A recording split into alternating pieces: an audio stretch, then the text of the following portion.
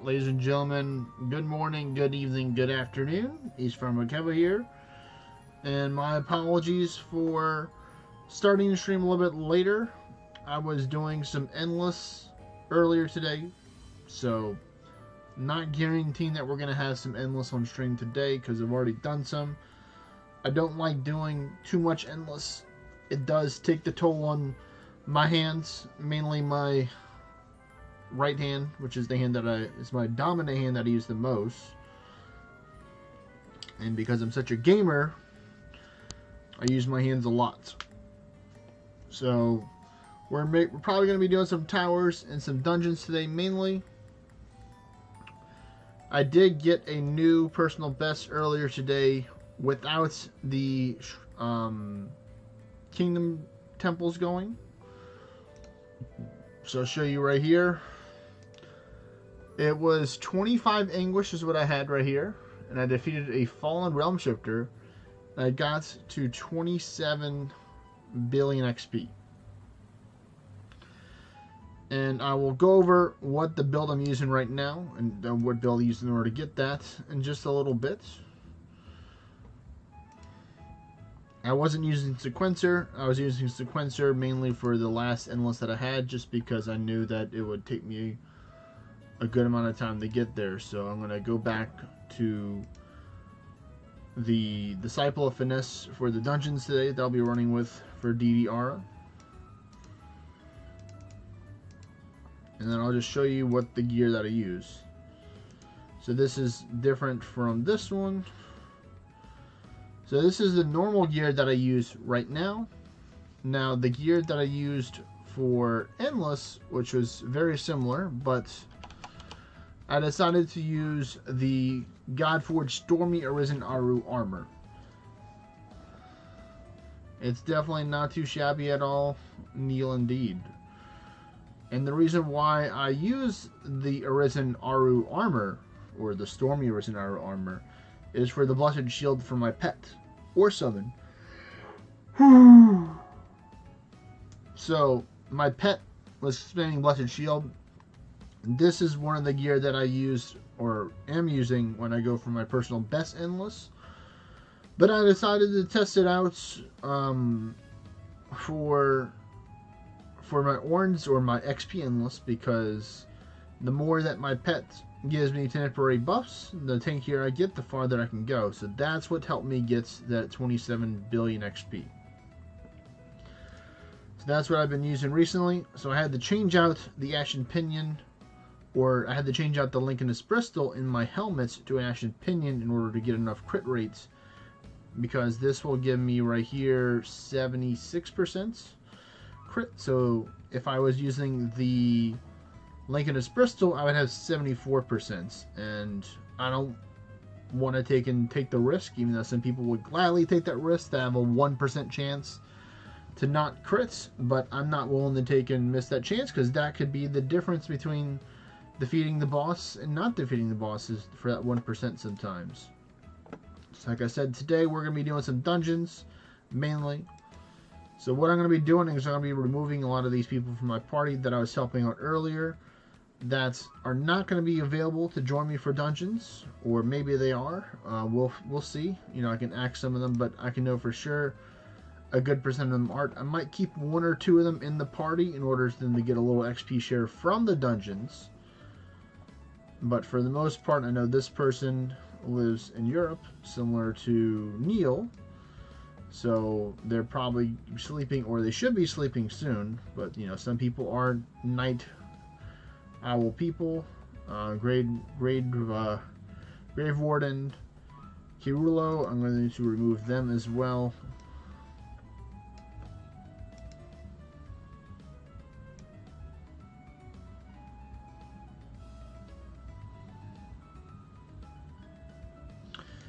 I mean, that'll be fantastic.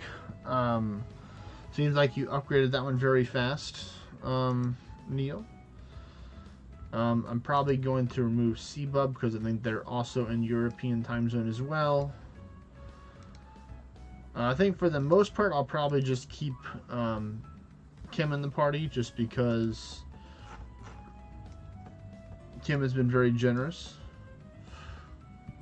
with donating me stuff, so I appreciate that, Kim. It may be a tad bit favoritism, but you know, I appreciate him for supporting me with now this new skin that I'm wearing right now.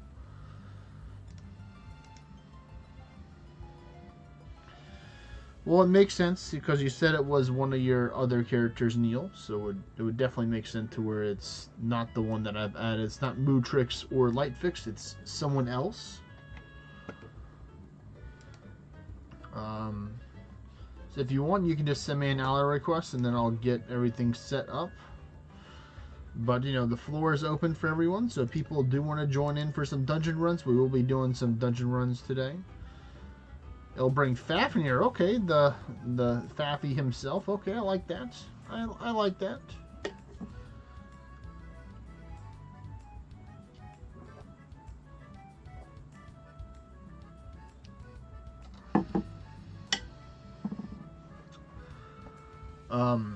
I am going to respond to this guy a little bit.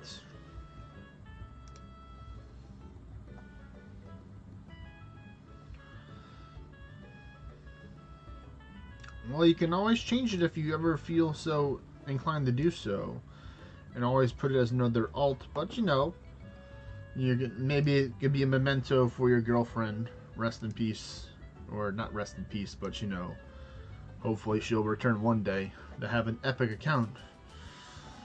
It was funny. I was talking with a friend, and my friend was sharing to his wife some achievements, and then like you had the classic response that some people give that are interested and just not interested, but gives like the basic response, and they're like, yeah, yeah.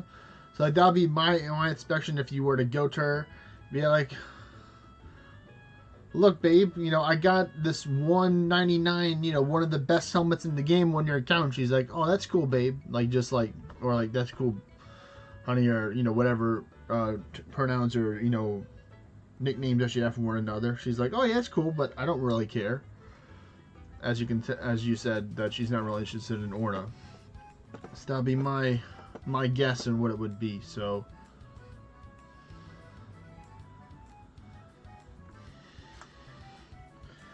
But what we're going to do is we're going to go over to a spot that has a lot of beast dens and some normals. Unfortunately, a lot of deep dungeons as well.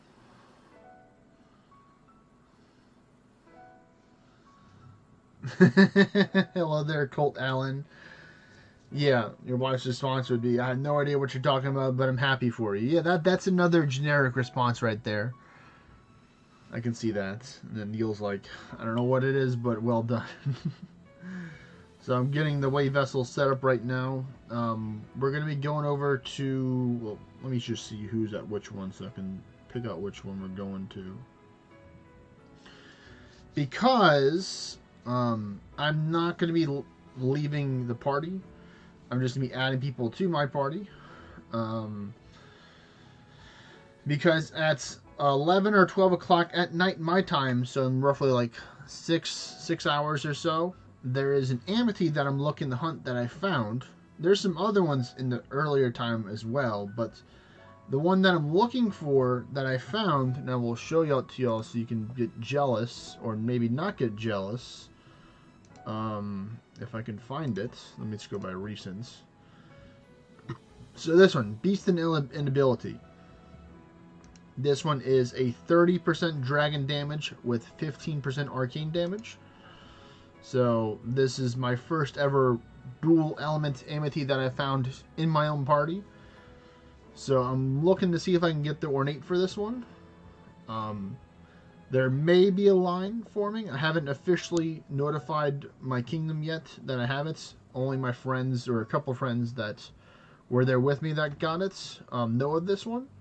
The malices are not that bad, you know, especially for certain classes. Some other classes might not be worth it, but I'm going to lock that in. So I'm going to be trying to hunt that later on tonight. Oh, that's interesting. That's new. This is new. normally see that gold writing on the bottom of the amethyst. So this must be new with the update because I recently updated to the newest version of the app. So it says in temporary increases gains orns. So I wonder if that's from an event, from something else, because I know that the legendary part of this amethyst says you'll get 3 additional % orange, but that's kind of weird. This one's really not that good. I don't think so because of this. The first one, 4% chance for your ward to fail to protect you.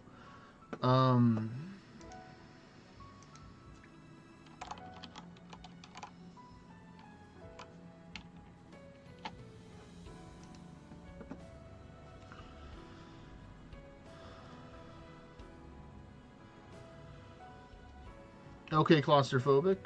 All good, all good. But yeah, so I only was able to be part of the last part of it because I was doing something else. I think I was doing some endless or something dungeons when they found it. So I took a break, or like I purposely left an endless to didn't get that. So on top of that, I now have my 400 plus 400 plus Link in the Scrolls now. I got enough of the furs today from doing some towers. I'm doing some more towers because I got these 2 here, and then I have my personal towers. So we might be doing alternations where we're going to do 1 hour of dungeons and then do an hour or so of towers and then come back to dungeons after I've cleared so many towers. The towers have 3 hours, luckily. Hello there, Starlight Vale. Welcome to the stream. I'm trying to take and find that person. I guess I'll just message them in game. This is the person here. They're asking if they had the dungeon spots. I don't know if I'm gonna let them abuse my poor little dungeon alts that I have, but you know they can definitely. They're more than welcome to come visit. You know they better bring gifts and stuff. But they said that their spots doesn't have a lot of dungeons. So I'm going to tell them the same response that I tell most people, and that Discord is my preferred way of communicating. If you want to reach out to me on Discord, please. I will use the in-game message if people don't have Discord or not able to use it. Yes, I know Starlightville. I am using it, believe it or not. I am.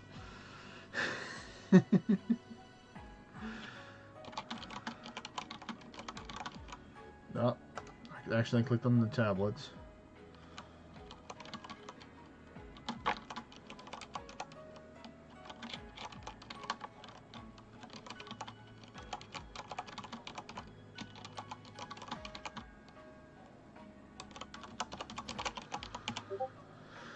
So there we go. I sent them a message. So he can take and respond back there whenever he gets a chance.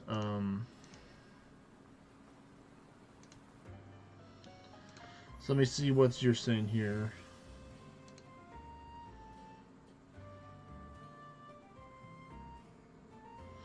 That is interesting. Lithix sent an Amity, and at the bottom it said temporary increases likelihood of items dropping from monsters. So I'm wondering if this is like a new passive ability that Amities have now. So I don't know if technically that Amity that you shared, Lightfix, is Arc Alchemy or something like Arc Alchemy, maybe. So maybe you can test it out, possibly, you know, just to see what it would be. I'm not sure. I mean, it's more than willing to take and test it for science, of course. We're all about testing that science out. But let me see. I'm checking my wave vessels now.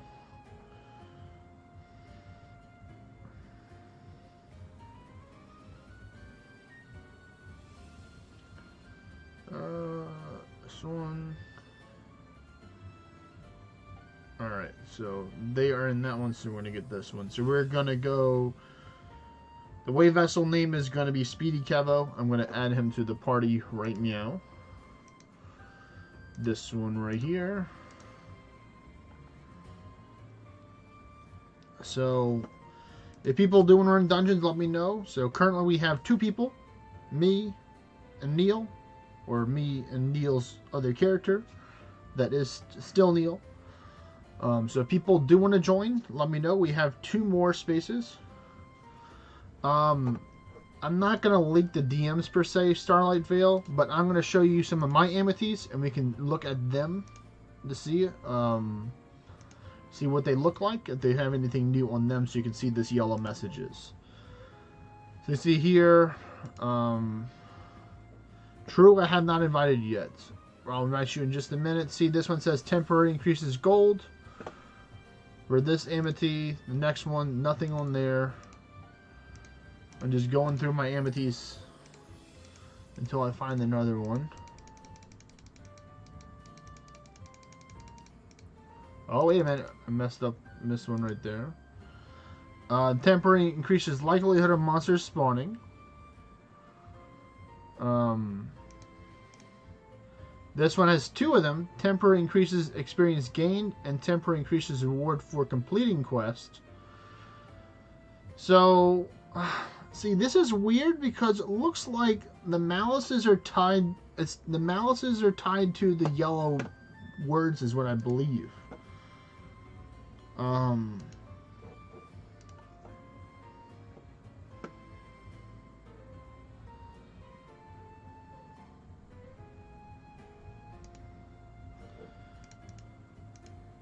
You're talking about this one? I'm trying to find out this one. Because see how this one says temporary increases gain experience. This one says you will receive 8% less experience. And then temporary increases rewards for completing quest. And this says you will receive 50% less rewards when turning in quests. So, the monster spawning amethyst. No, I had one. This one right here. Yeah, this one's weird because this one I use this one occasionally for different stuff. The bestial bond one with the chance to miss an opponent by 3. So that makes sense. So it's like, you'll encounter 75% less monsters in the world. Temporarily increases the likelihood of monsters spawning. So that may be something new that they're cooking on right now. So let's see. We're gonna type in RA, I think, or yeah, there we go. Got a deity. So there we go. Invited you to the party, Neil.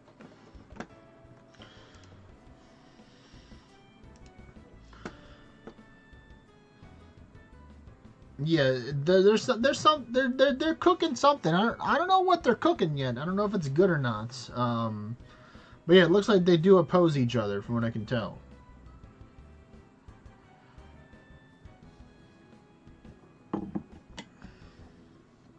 But like I said, we have 2 more spaces if people want to join. I don't want to take and bring alts. I could bring alts if I really wanted to. We're probably not going to really do a lot of Anguish. Neil and everyone that's heads up, we're just going to be doing like chill. Because mainly my goal is, you can bring Fafnir if you want. I mean, I'm definitely nowhere near opposed to Fafnir. I'm not using a redlining class at the moment, so I don't need to worry about the red line at the moment. But right now, my main goal is to farm more of the hearts from the Valentine's Day themed event, so the broken hearts. Because I currently have 2 heart exchanges, so that means I have spent 5,000 hearts so far. And I want to get 2 more heart exchanges, so I'd have all the heart exchanges that I need, or majority of them that I need for the wonderful class swap adventures that I'll be going on to save myself some money. So we're going to be doing normals mainly today, normals and beast ends. That is the theme of today. We may do the random dragon roost, but we'll have to take and see how it goes. So let me take and open my wave vessel. That would be kind of important in order to travel through the wave vessel.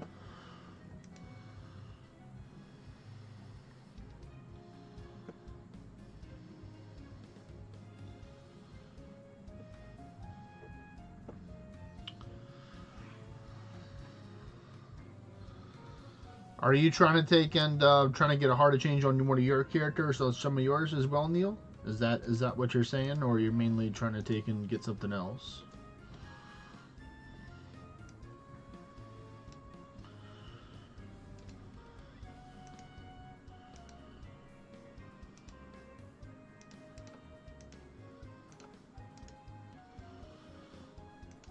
Okay. Well, I mean, it's you know, well then you're in luck because you know we are in the normal season right now.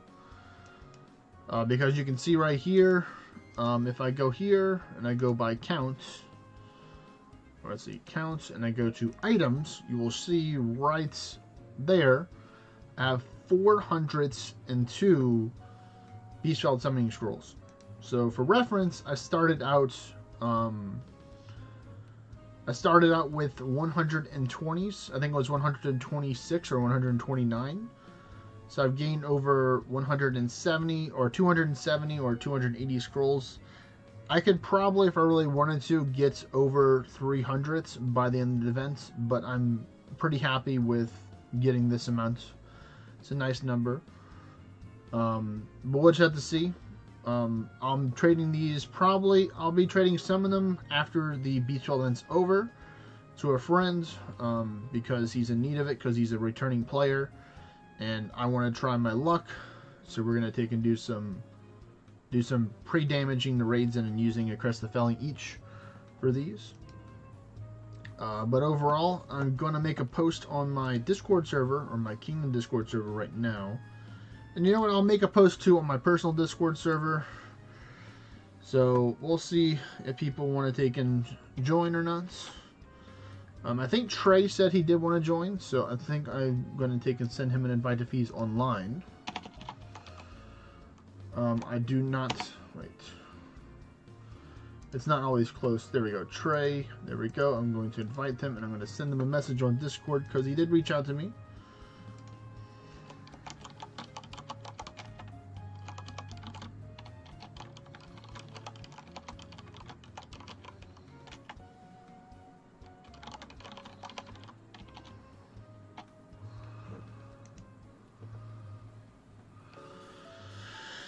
That might be the play, possibly, but we're gonna give it a couple minutes to see if people warm up and stuff like that.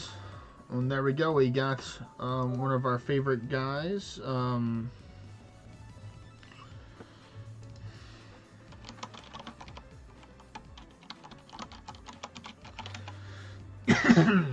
Excuse me. Hello there, Mr. Freeze Daniel. One of the very few and chosen moderators of the stream.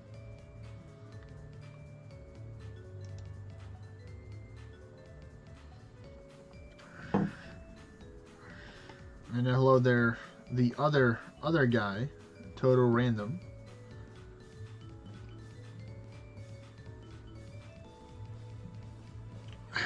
We're gonna do some dungeons, so if you want to join Freeze Daniel, you're more than welcome to. Trey says, I'm in there like swimwear. Okay, okay. Fair enough, fair enough.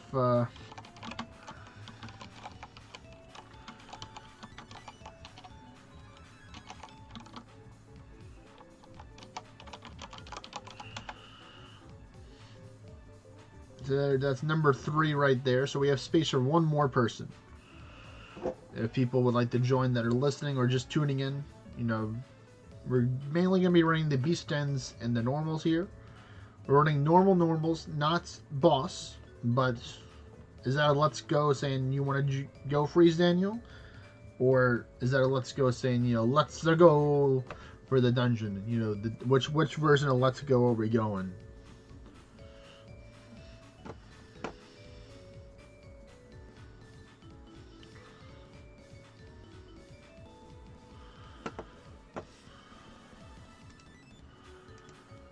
I'm going to rearrange my gear right now.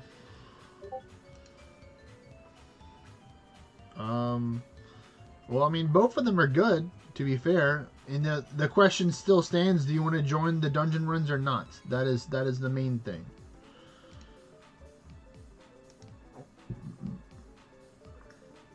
It's either a yes or no.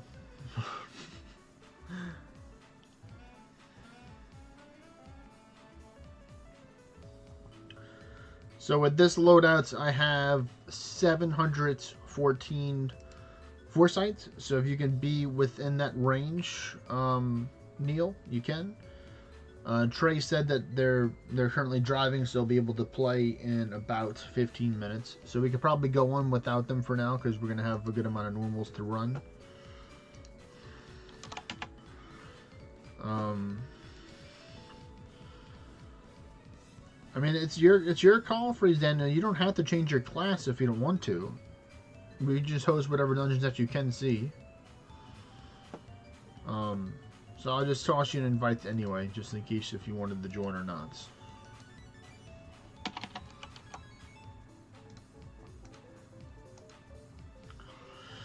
So there we go. I sent you an invite.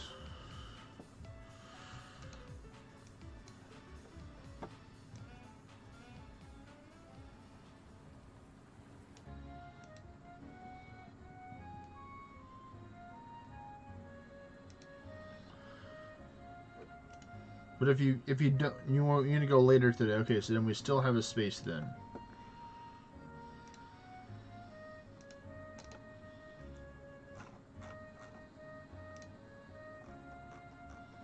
Let me shuffle.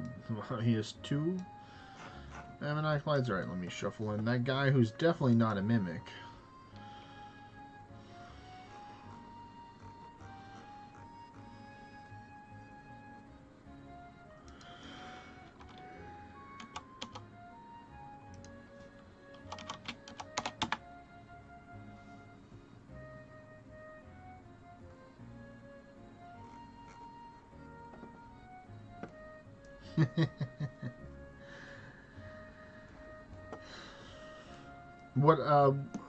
How long is later to you, Freeze Daniel? Is it like 30 minutes, an hour, 2 hours, a week from now? You know, what is this later?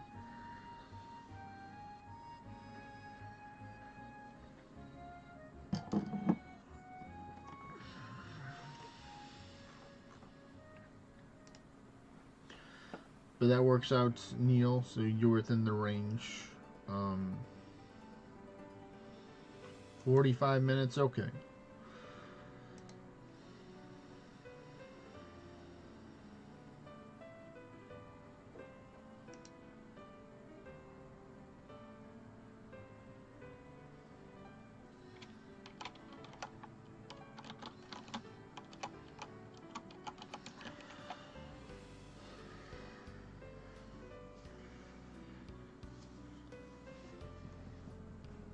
So I think what we'll do then, Neil, is we'll take and bring your other one there. Well, thank you very much there, Techno Priest, for the Prime.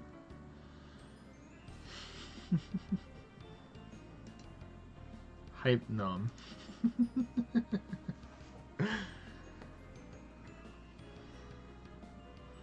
So we'll do that for now.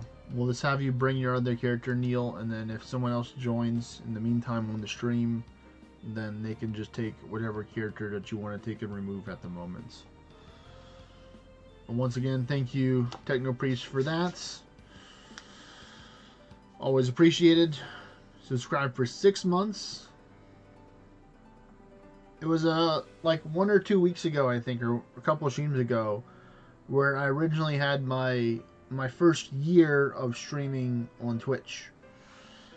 And I was like just taking, like, you know, just going back from memory lane, seeing how much I've evolved or maybe devolved, you know, of streaming on Twitch. You know, very appreciative of all the people that have been here from the beginning or people that are new friends I've met along the way of joining Twitch. And, you know, just trying to see like what, just trying to envision like what's the next year gonna be overall, and seeing what cool adventures that are gonna be going on or we're gonna be going on together.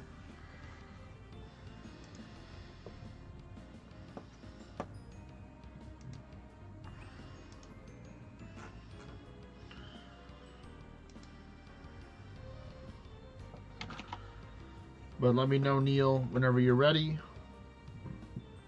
We'll probably just run as 3 for now until Trey is available to run. So I'm just gonna put on my common bus right now.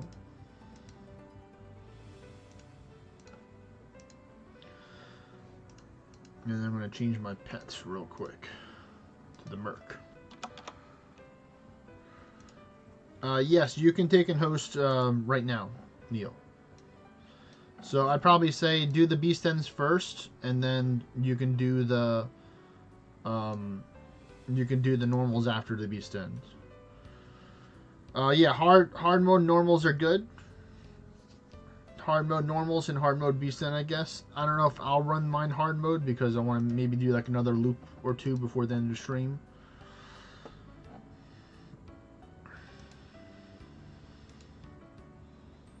But it'll just be 3 people for now.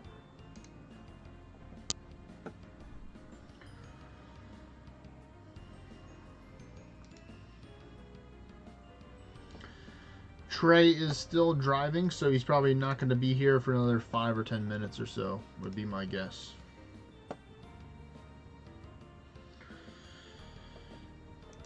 Would you want me to ward you, or are you fine with not having any ward for the Beowulf?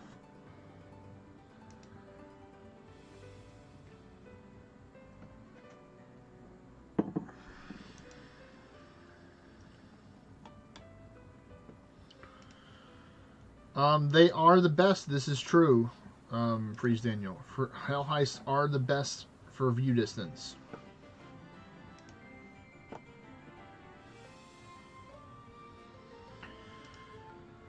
Yeah, the thing. Well, I mean, the thing is that, like, you know, we saw what you got hit by one animal, and it took, like, you know, what is it, like 10% of your health? Maybe that's.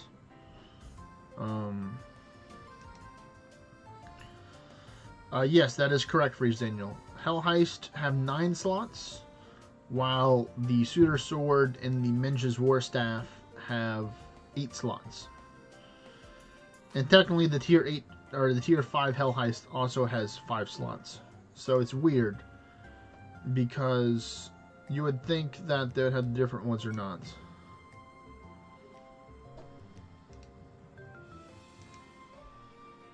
Okay. Because my build that I made is like a buffless build, and that's an angry bird right there, so I don't like that one bit. Why? Why angry bird? Why must you be so angry? Yeah, the Arisen Hell Heist or the Fey Hell Heist, those are the best ones. But preferably, you know, you want to upgrade a common one, or a poor one, or a broken one, or standard, broken, or poor. I would not really upgrade a superior plus quality one because it's going to cost more materials and you're going to get the same view distance regardless. But if you feel so inclined to do so, you know, you could spend more materials if you want. Well, that's good that they're standard.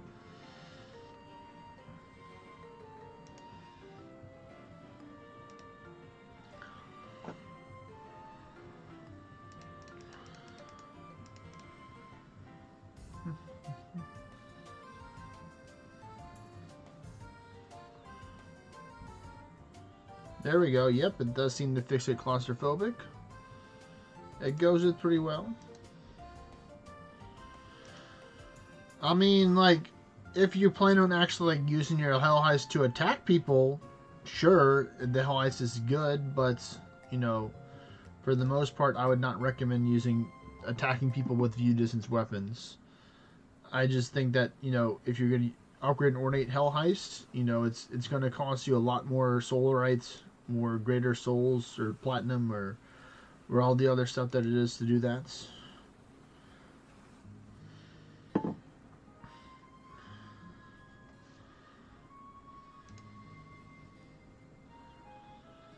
He's a chill guy. Well, he's a funny guy too, apparently. He doesn't fight. Until they touch my settlements, then I go beat them up. This is what he says. No one misses in my turn.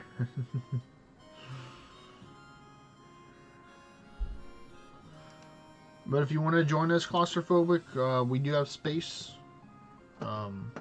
If you would like to join us, it's up to you. Very nice. Superior Band of God, sad times. Alright, well then, Neil, we'll wait a little bit. Hello there, Kim. Welcome, welcome, welcome. You can just bring a couple of English over to Speedy Kevo.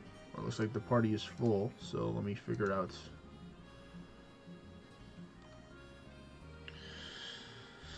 Ah, that's right.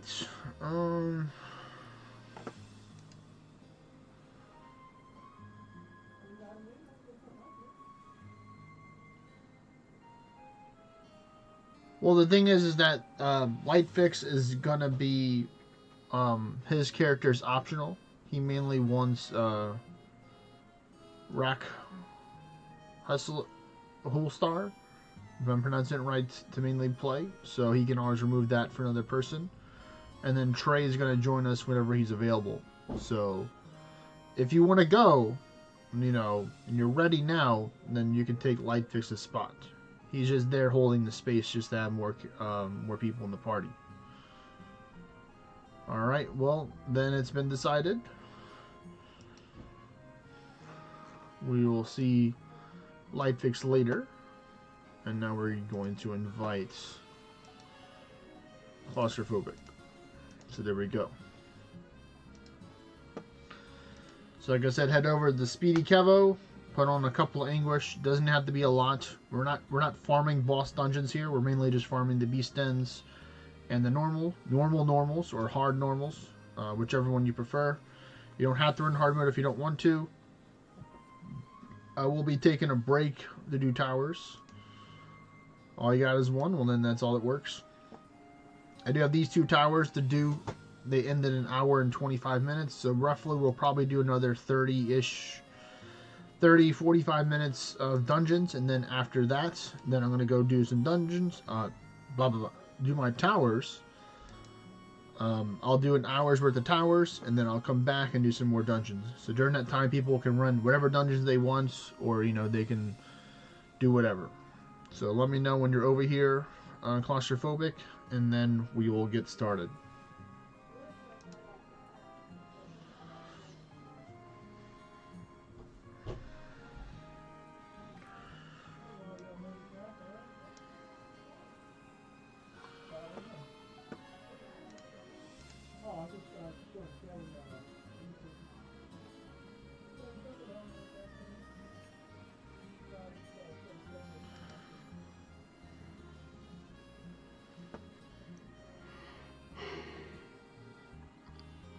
Alright, well, I guess you can take and host yours right now, Neil.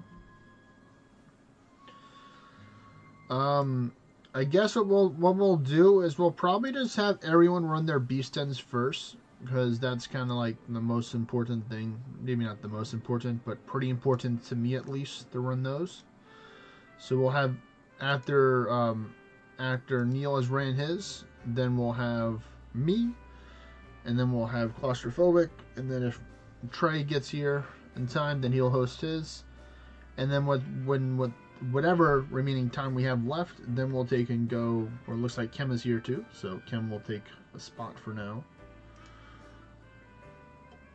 But yeah, if y'all want to, after I'm done, and while I'm doing towers, y'all can go run your own dungeons together in a party and stuff.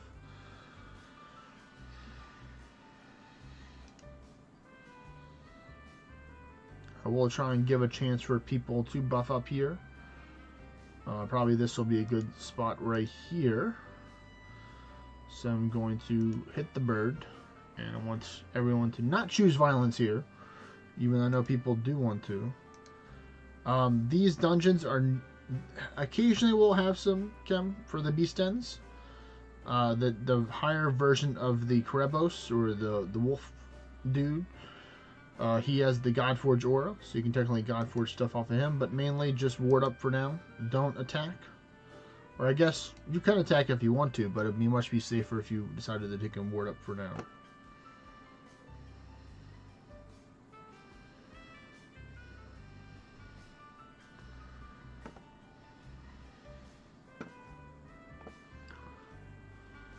So yeah, this guy right here, the Kerebos, this is the tier 9 version.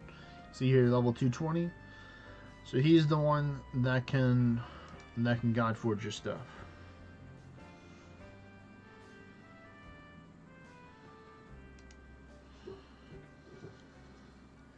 But But I mainly am looking for the Monoceros and the Manticore because I will be getting plenty of him in towers during my little tower event.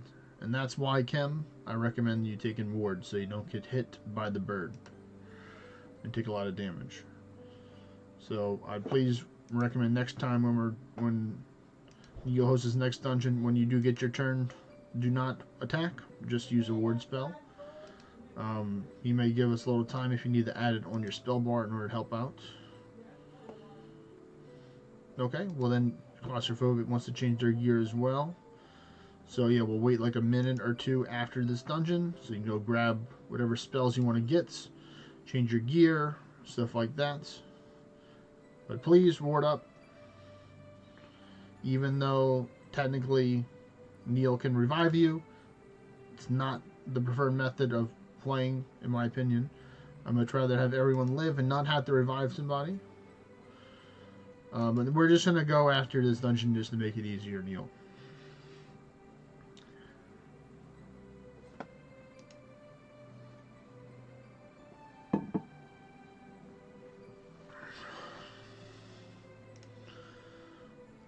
And technically, we've only seen one of the Arisen or the Tier 9 Krebos here.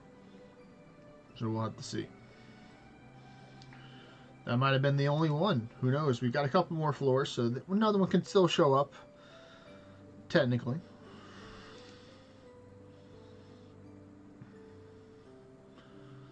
But the chances are dwindling down very quickly.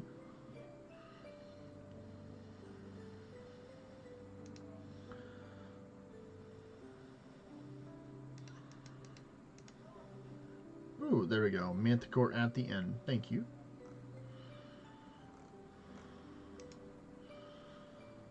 Alright, so at this moment you can go change your gear right now. I'm gonna turn on off my camera in a minute, so give me a minute.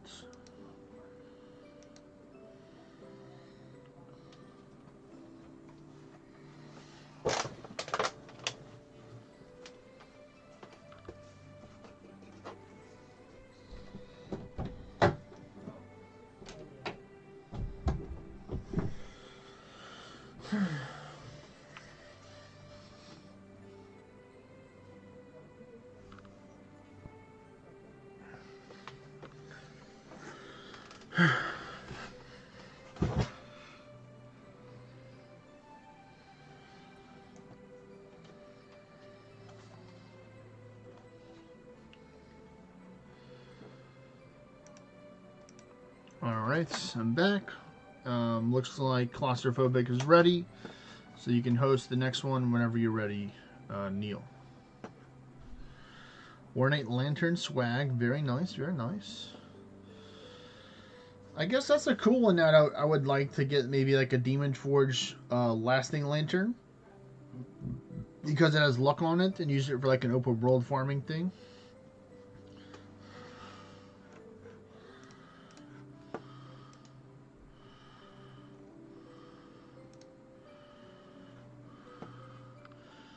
So we're going to take and wait here. So please, you know, buff up. Do not attack. At this moment, violence is not the answer. But after you ward up, then violence is the answer. So thank you. Yep, perfect timing right there. Very nice. Now we can choose the attack. It was a hit and run that you called up? Mm-hmm.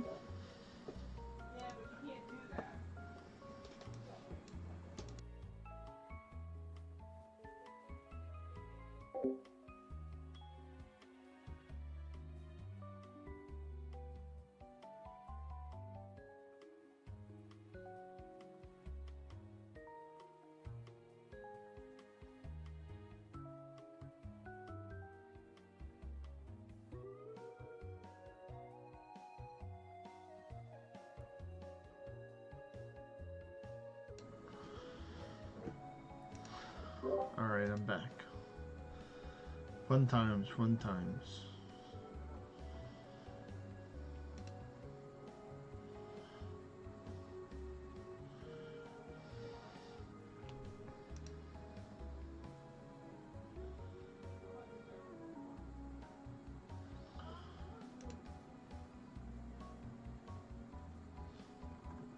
Get the rat.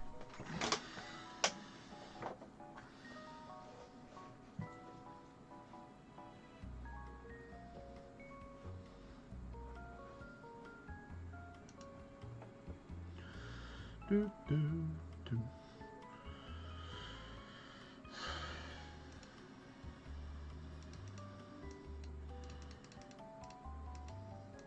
Let's see.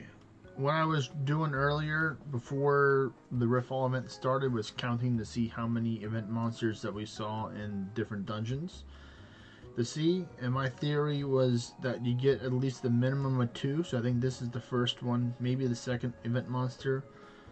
And by event monsters I mean like the Monoceros, Manticore, or Krebos. I'm not counting the followers of Krebos because they don't drop the fragments to create the scroll. So my theory is that they technically did boost up the rate of it happening.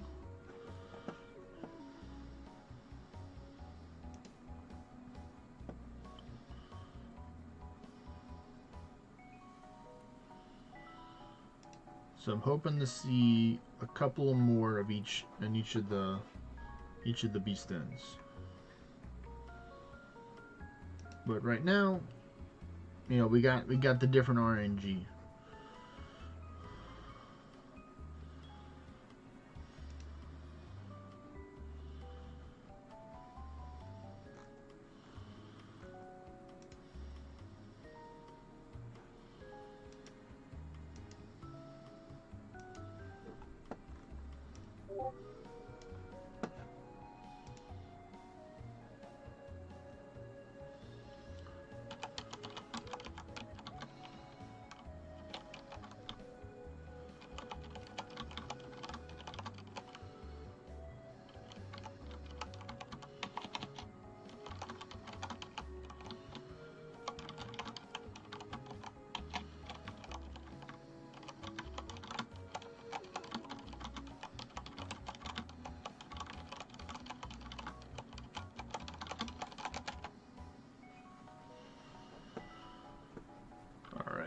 Let's see. Was that all the ones you can see there? Nope. Alright, cool.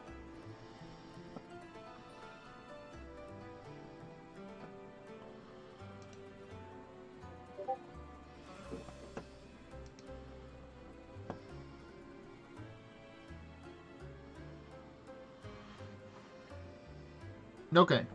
Well then after this dungeon then they can host my beast ends, because I want to get all the beast ends started so then they can be on cooldown.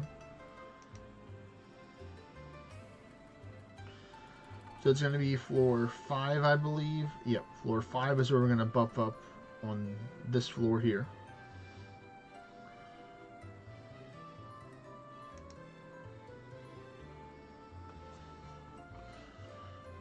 Ooh, very nice. You had the you had the apparently the other gear to take and help out with the buff transfer I see there, Neil. So that's nice.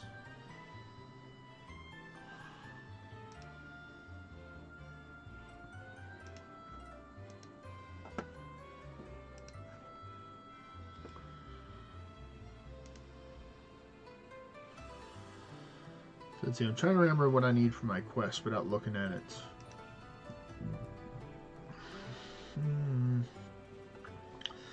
Ah yes, now I remember. It's the Lioness Assassins that I need. I don't know how many I need, but we'll check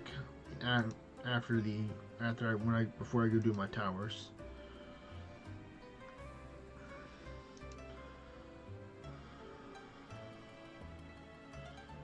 Yes, you are a team player.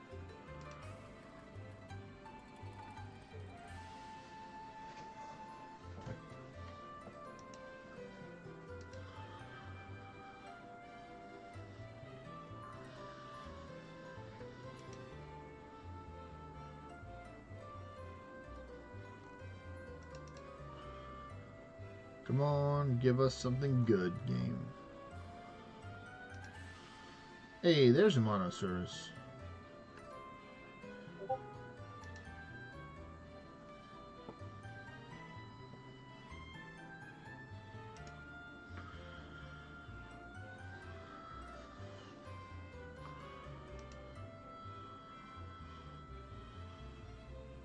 I'm really looking for some of the Nightstone dudes and dudettes. Mainly the Dark Pegasus and the Ronin. We may have encountered a couple of them already, but there we go. Got another Manticore. So good to see that there.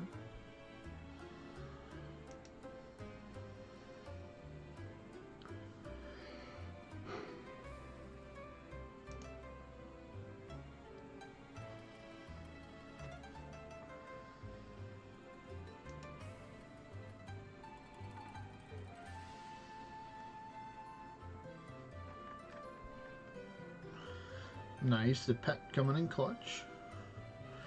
And nice, got 2 Nightstone.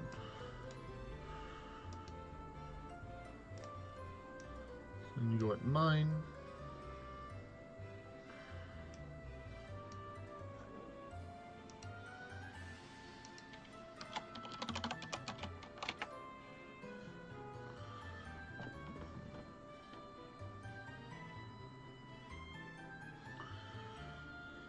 And as y'all can see here, they kind of did a new UI update with the new app, where you can take and on the old app, for at least for tablet mode that it had, all of the spells are kind of lined up on a row down here. But now they have it all together, so I think it's more uniform, because this is how it usually is on the phone, where it has just a little square or rectangles all together here. What was cool is that, like, I can technically take in, like, just like, nope, I didn't mean to do that. Oh, there we go. There's one of them. But I can take in technically just, if I had my fingers positioned, I can just take and tap it with just one hand, like I'm doing right now, just to practice.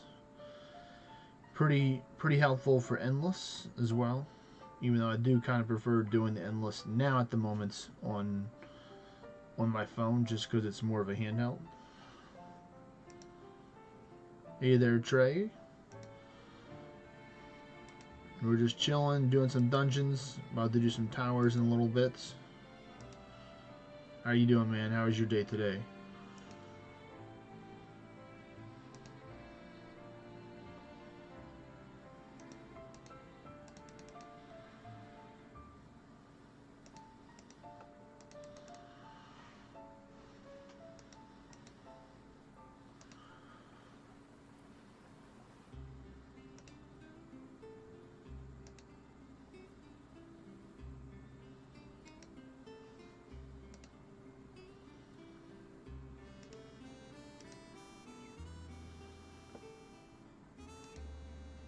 That's fair. That's fair. We've had some pretty cold weather over here as well, so I'm sure a lot of people are happy to be inside where it's a lot warmer than outside.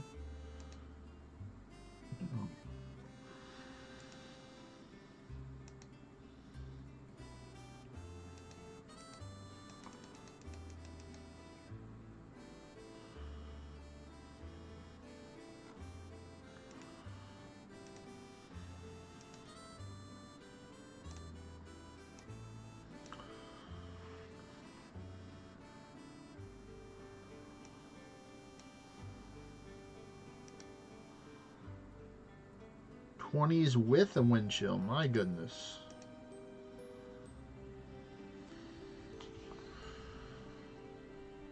So it definitely didn't feel like the 20s.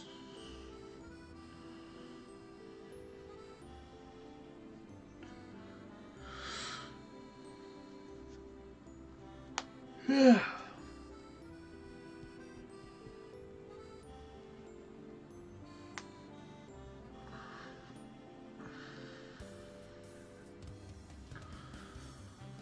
Let me know if you're frozen, Kim, or cannot take and click any of the buttons. They can do a reset, or I can walk you through some steps that you can do to help you out, but looks like you got it.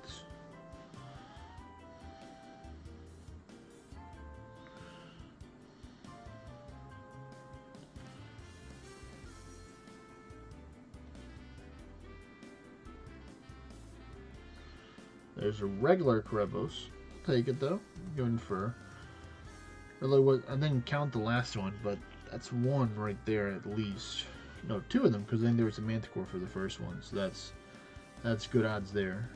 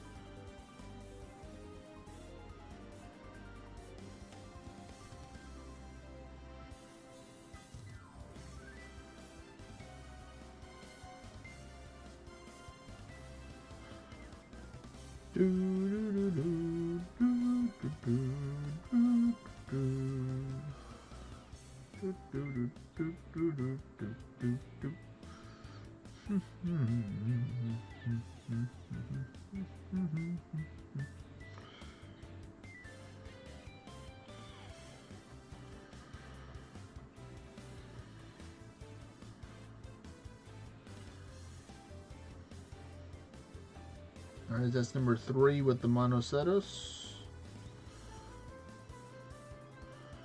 Do we get one more for a nice even number, or are we going to chill at 3? Nope, we're going to chill at 3. Alright.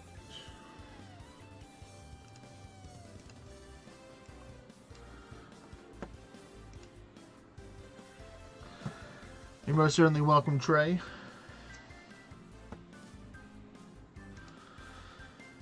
The lower levels are a lot easier. The higher the level you go up, definitely the harder it is, or the more XP it's going to take in order to climb up. So I'm glad that you do 235 at the moment, because now you unlock Blood Shift. So you have the old school Blood Shift, or Blood Shift version 1, and then you have the new version, which is the Curse of Sekhmets. So I'm going to buff up here. I guess I'll just say it again. So I give people 1, maybe 2 turns to ward or buff up. After that, I'm starting swinging. So if you want to choose violence, you can, but this train likes to go fast, so I don't want to lose any passengers along the way.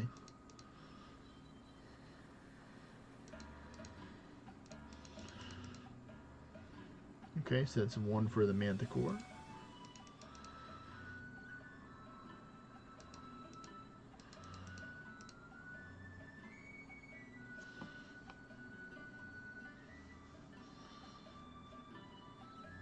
Two Manticores.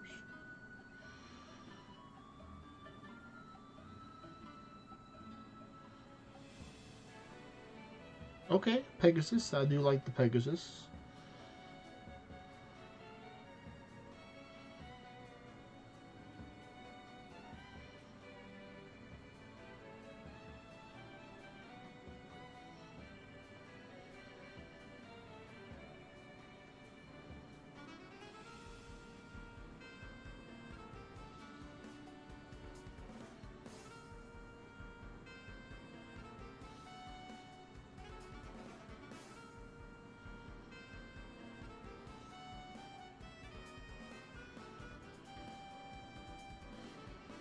Go, Neil.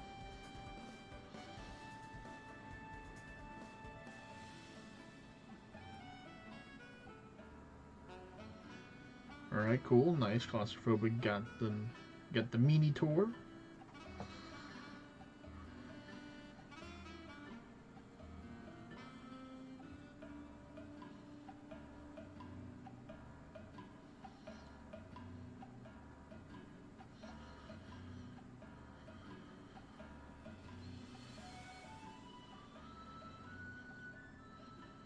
And not bad. We got Prebos towards the end, helping us out real there, or right there with some more furs.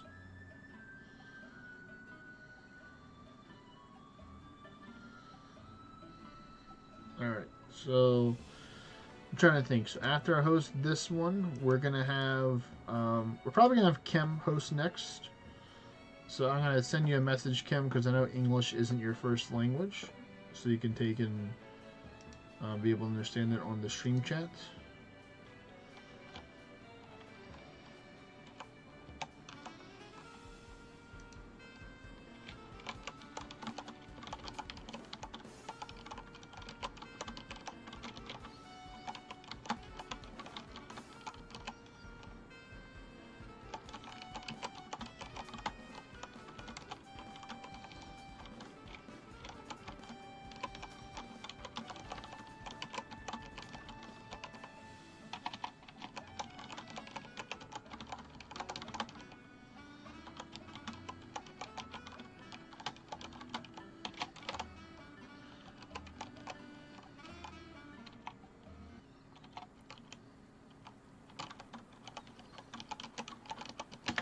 So I'll just say it out loud too. So after I host this beast den, Kim will host his beast dens. After Kim does not see any more of his beast dens, then we will have Claustrophobic host theirs. And then that'll probably be it for me. So, like I said, Trey, in the message, what you can do if you want, you can come over here. You can run some dungeons with Claustrophobic and Neil.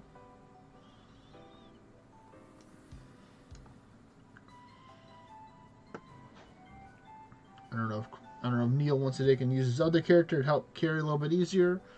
Y'all might be able to figure out something to make it work.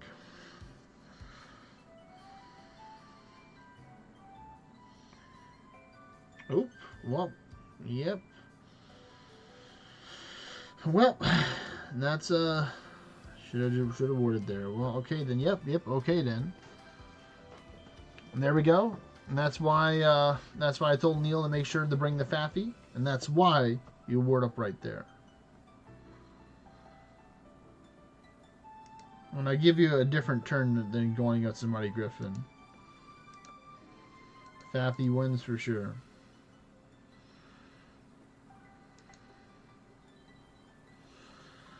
Alright, there we go.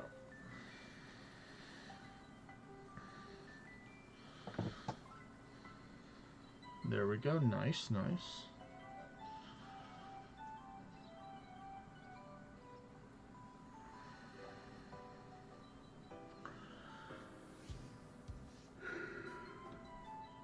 Hey.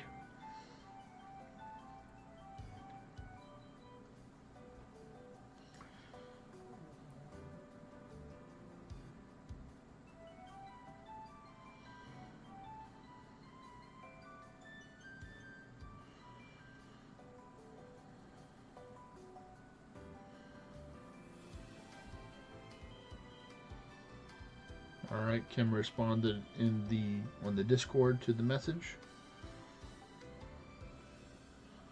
So he says yes sir.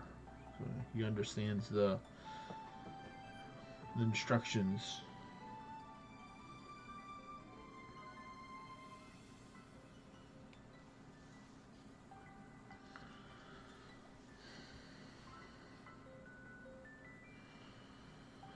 I don't want the regular Pegasus. No thank you. I would like the other one.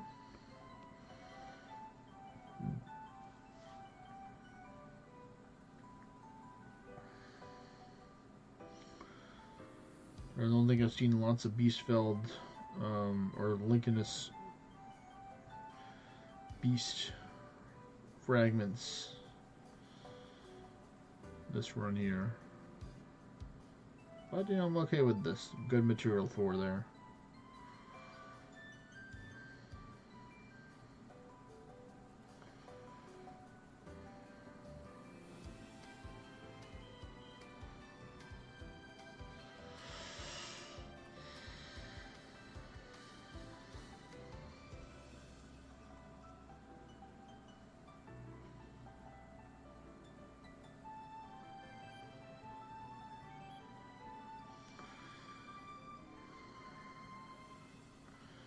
Come on, give us at least a Karebos or a Manticore or Monoceros at the last floor. Nope. Alright, it's your turn, Kim.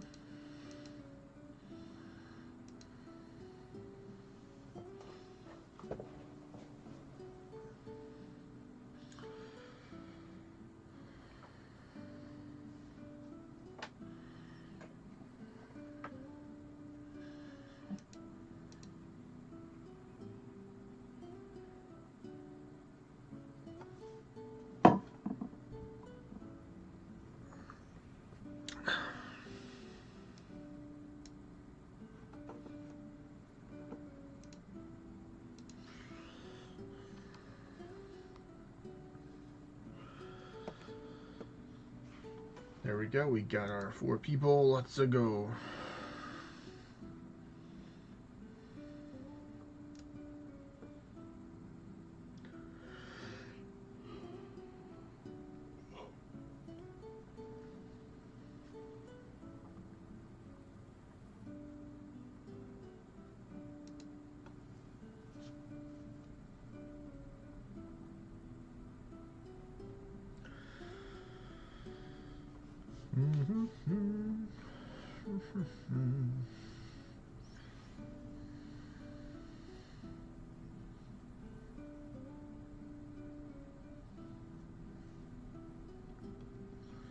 There we go. That's smart. Claustrophobic, changing your amity to a starting ward 1. Very smart. It's always good to have one of those. Hopefully with the not too bad of a malice on it. Having started ward turns is very beneficial in a lot of situations.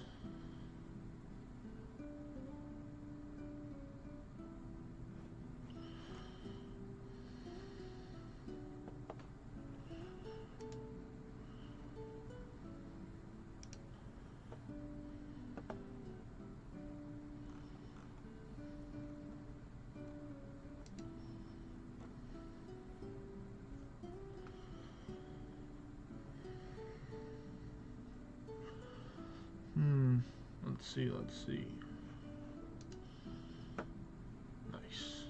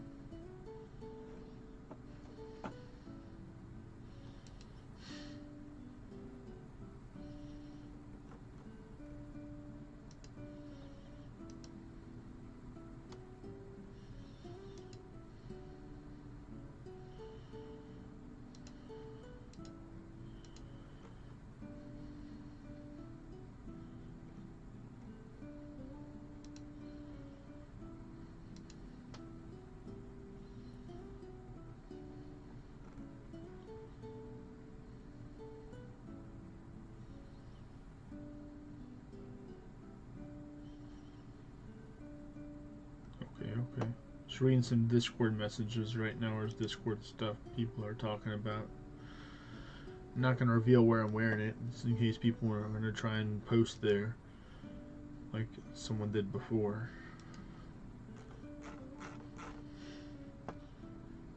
People are like, which Discord is he reading? I can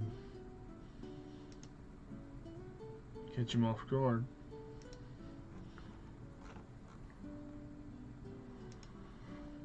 For the most part, I'm back on my Discord now, so I can see the chat, the stream parts. No. Oop.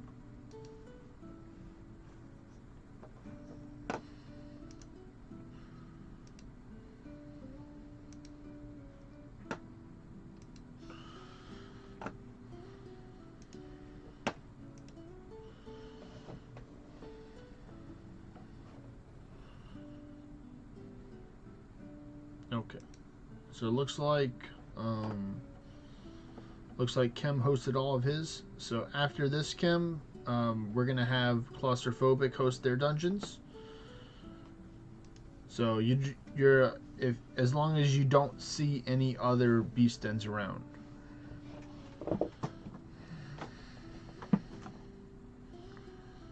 So we're gonna wait until floor 5, and then I'm gonna give people a chance to buff.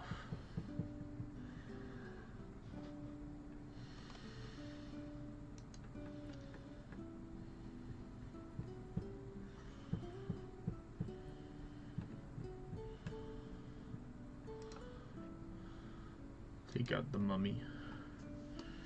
There we go.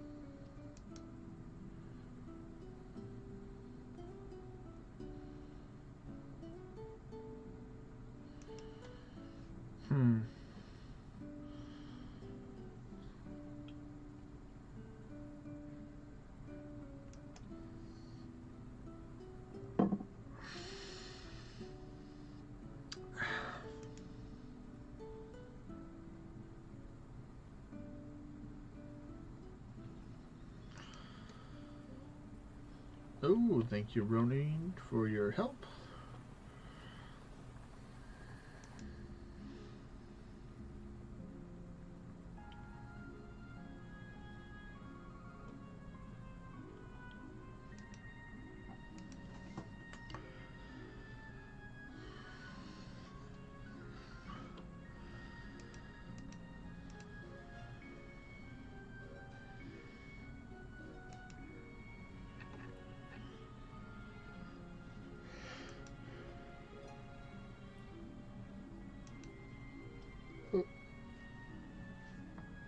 Thought you can get away with your second chance, Immortal Magus? No, no, no.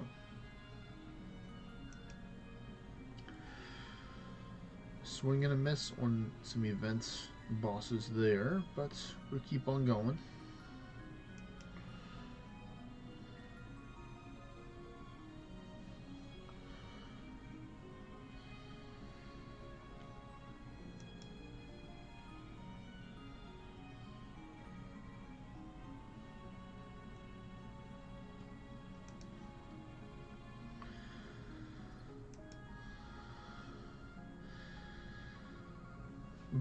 Little brain fart moment right there. Completely forgetting that the effort was immune to fire. But luckily Claustrophobic coming in clutch with their Realm Strikes critting for just enough damage to take it out. So good job there.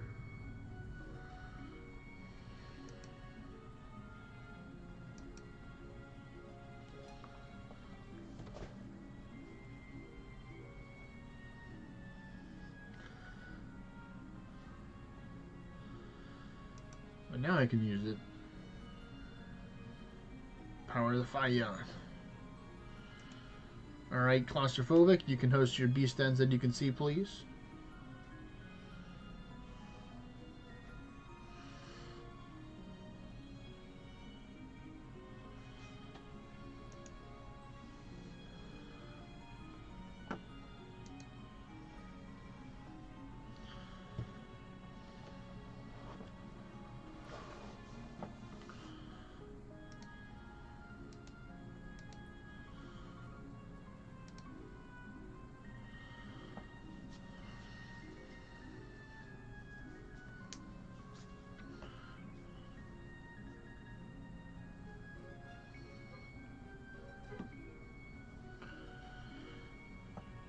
Verse 4.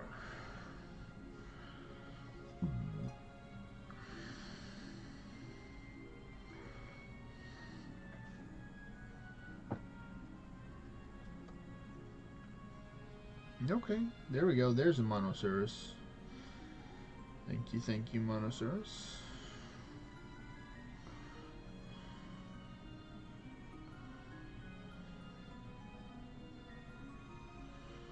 Alright, nice Manticore. So that's number 2. 3, okay. Claustrophobic with the luck right now. We'll see how long it holds up. 4.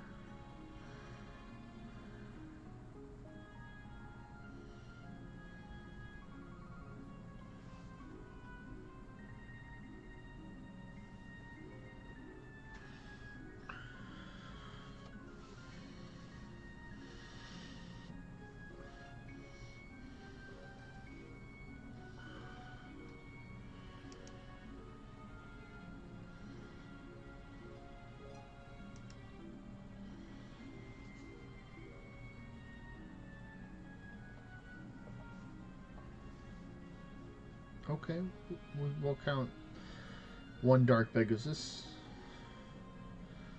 as a W there, because that's a whole whopping 3 Night Stone and 3 Twilight Stone. There we go, that's number 5. So far, it looks like Claustrophobic's winning the race and getting the most events useful monsters and bosses in one beast in. That's always a good good thing to be having there. Oh, nope, that worked those times with the Swan Song.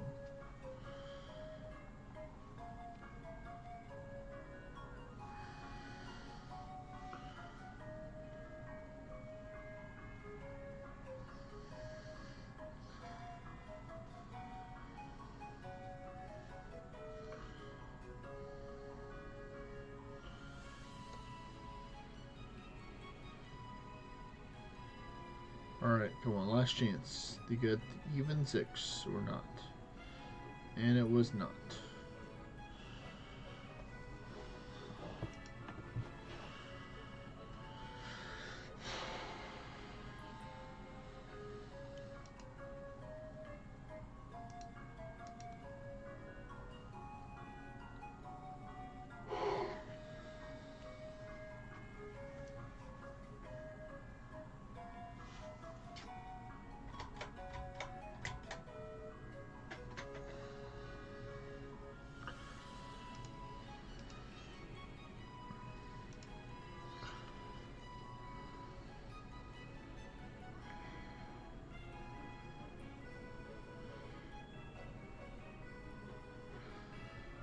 Well, you have one more chance for Kim to get buffed up, so I'm just gonna buff here and wait for y'all to get buff up one more turn.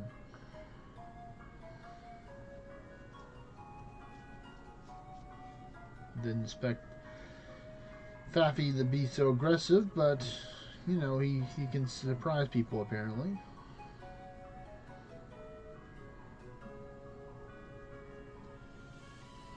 There we go. I already knew that the Phoenixes are very aggressive, so I knew they were going to take out stuff. The Phoenixes are very territorial.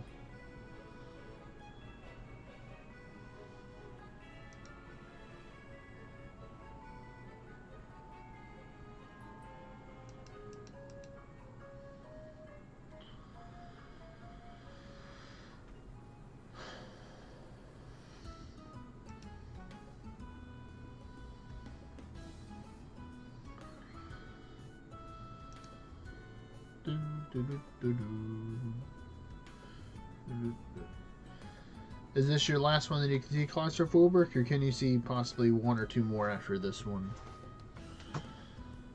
You can, of course, you don't have to check right now. You can check after the dungeon's over, but just so I can get the reference. Because my goal is to try and put this wave vessel in the center of both of them in order for you to see them easier.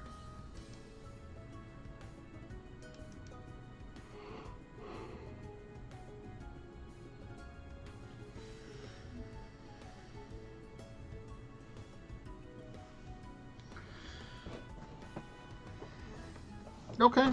Okay. It might not be necessary. I mean, maybe when I come back after doing an hour at towers, we can do a little bit more dungeons. But I just wanted to mainly get the chance for people to get some dungeons in before I did towers, to give people a chance to get some runs. And like, you can still run like your normals as normal or boss, you know, while I'm in Tower Land, kind of thing.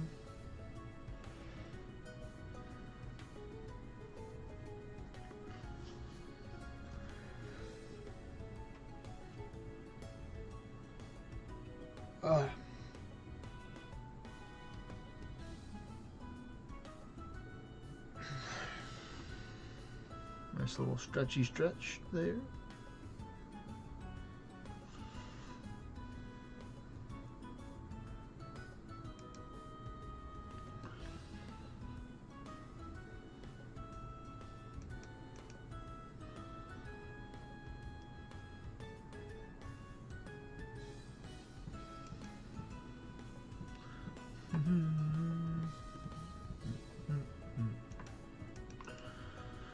There's a Krebos right there. And Dark Pegasus, let's go.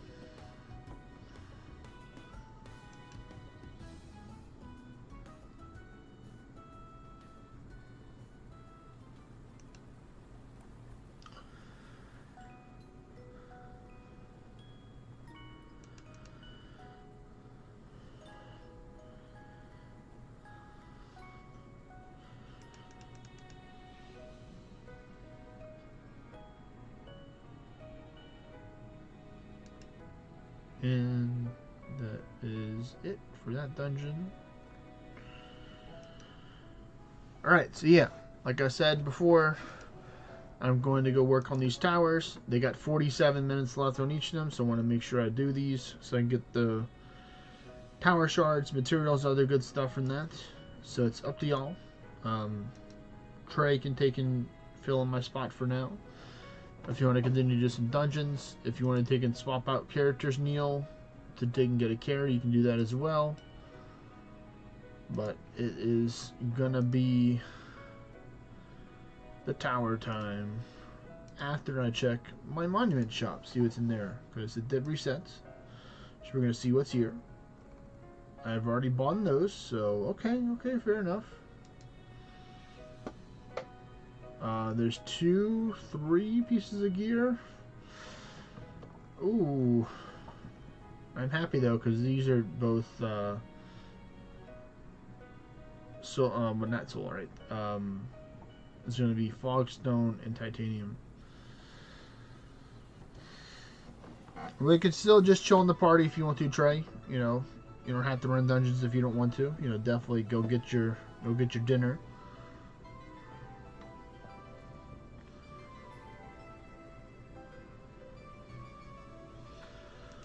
Well, that's fair enough right there, Neil. I appreciate you hosting the dungeons and stuff. I know it's pretty late over there for you.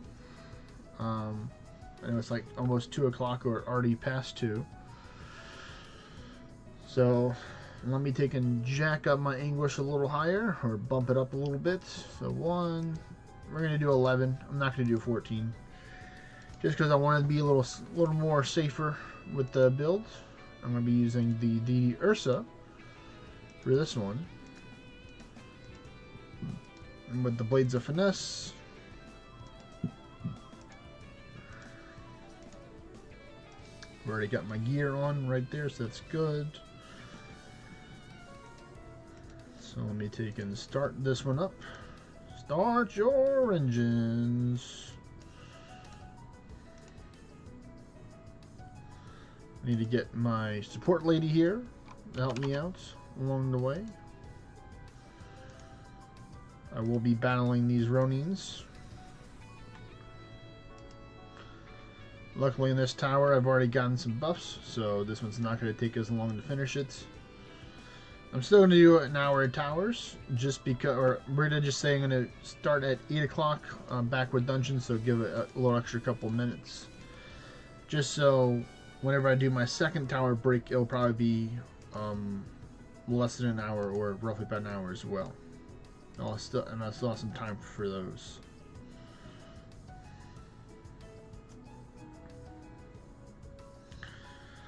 I'm gonna try and play it. Well, you know, I guess I'll just go like this. For the most part, as much as I want to get more tower shards, I'm probably just going to do 1 clear, or if it's a quick clear, go with maybe an extra 1 or 2 quick clears.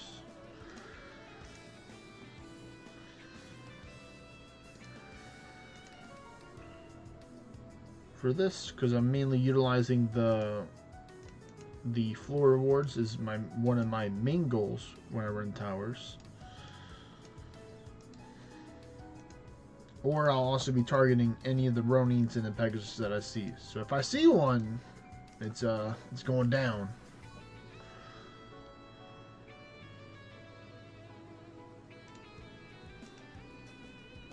Ooh, there's a tower chest all the way up there. Okay. We'll go check it out. What's in the box? The key. That's strange that you would find the key in a box. Usually you would find the key that lets you open a box, but like, no, we do things differently here. So I guess this is the one thing that I don't like, is that now they put the menu in the center for towers as well. So now it's going to be a little bit harder for me to take and do it on the tablet, because now no, I don't want. I want the witch. Can I have the witch, please? You know what? I'll go battle this Gratlin. Yeah, it puts it in the center rather than having it on the left, whereas where I usually use my left hand in order to take and click over there. So we're gonna see if they decided to move. They did. Nice.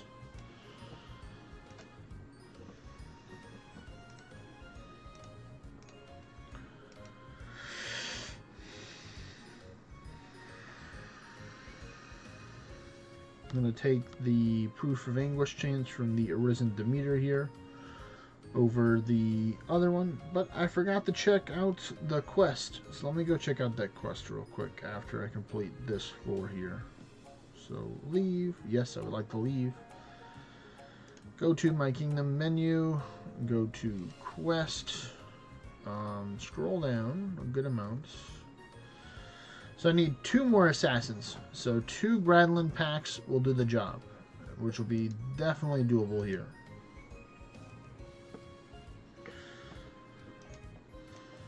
I believe I can do it.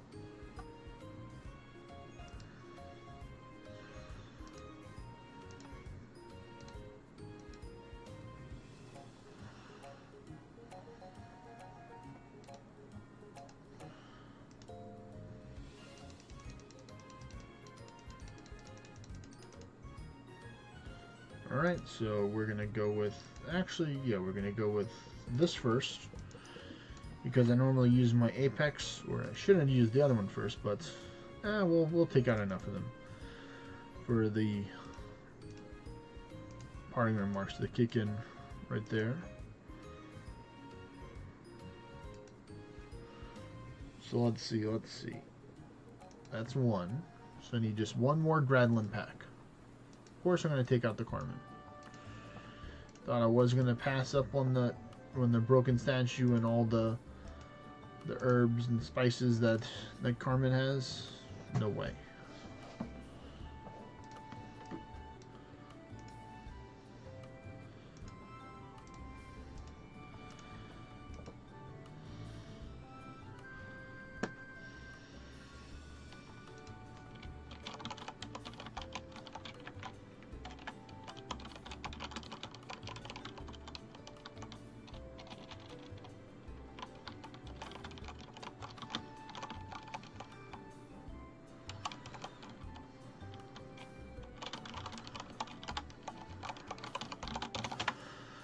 There you go, send the message. Just gonna check and see what we got around here.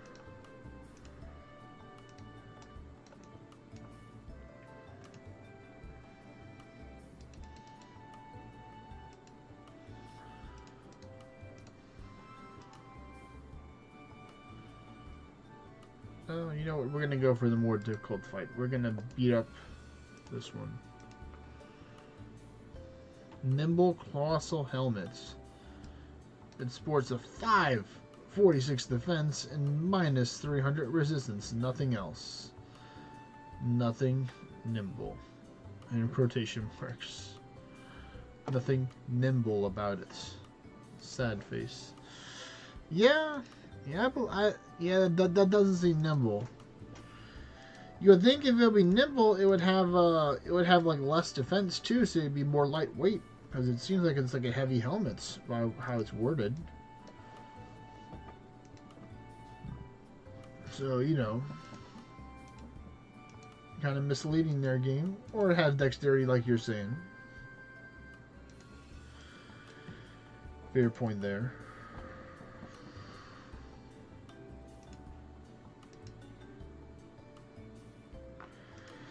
So right now, Trey, like in all honesty, it would be, but I'm really not, and I don't really feel like defeating all the mobs because I have so many towers to do. It would just take extra time. I very well could do it. Oh my goodness, this puzzle is not one on work, so I'm just gonna do that. But yeah, for now, I mainly just care about the floor rewards and killing the event monsters or certain monsters that drop materials that I want, like these worms right here. They drop sandstone, which can be kind of hard to farm because these are one of the only people that do that. So, like to put it into reference, I have 7 towers to do today, or 7 more towers to do that I've already, not including the ones that I've already done today. So naturally, I'm going to get a decent amount of shards. I could get more of them, but at the moment, there's nothing in the shop that I want to buy with the tower shards. So I'm just stocking them up and just playing the way that I want to play. You know, you have to weigh out the time and enjoyment scale which is a very, very subjective scale depending on who you're talking to. Like, some people really enjoy towers, and they will full clear every single tower from floor 1 all the way up to floor 50. And I'm like, no, I used to do that in the beginning, and it used to take me an hour a bit. I've bought about 90% of all the things you can buy in the tower shop. So yes, I fully built all my towers. Those are the ones that I have to do. Those are the towers that are waiting for me after these 2 Themis, or my 54 towers.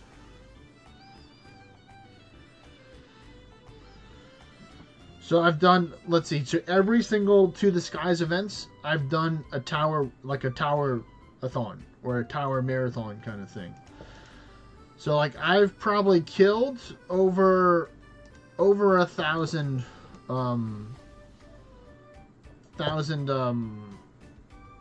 tower bosses in my time. Fudge it. We're gonna take and go count them right now. So we're gonna go to bosses. We're gonna go to the last one. And we're gonna see. We're gonna go to tier 10. We're gonna go down here. We're gonna go over. Come on. Come on.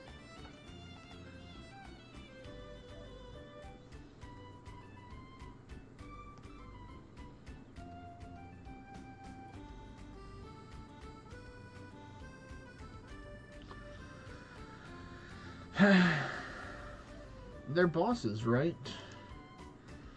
I think they're bosses.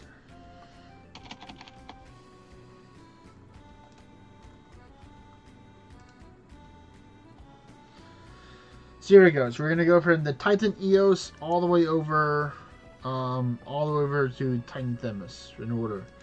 So Eos, I defeated 167 Eoses. Now, to be fair, I haven't always decided to fight the Titans at the end. Sometimes, like for Eos, I don't really need a lot of stuff from Eos, so I just run away if I'm in a hurry. I won't even battle the Titan, so these numbers are off. Like, I've completed the towers by getting to the Titan, but haven't done that. But let's just go off of these numbers just in general. So 167 plus 226, so we're already at 392. So 392 plus 224, so that's 630 something. I'm just gonna do rough numbers now. Then I've done this. So this is 850 something, or 840, 60 something, and then another this. So this alone, without doing all of them, I've killed over 1,000, just but for the raw numbers. So of course, some towers I've died on them. Some of them I've left early because I was in a hurry. So I've done more than 1,000 towers over, I think towers have been out for about 2 years now, or so, maybe a little bit longer. You know, somebody can take and confirm that for me. But I think they've been out for at least 2 years. So that's why for me it's like I've already accomplished all my towers. I've already built a lot of stuff in towers. So for me, I'm mainly just running the towers to get the materials or the floor rewards. They're so valuable.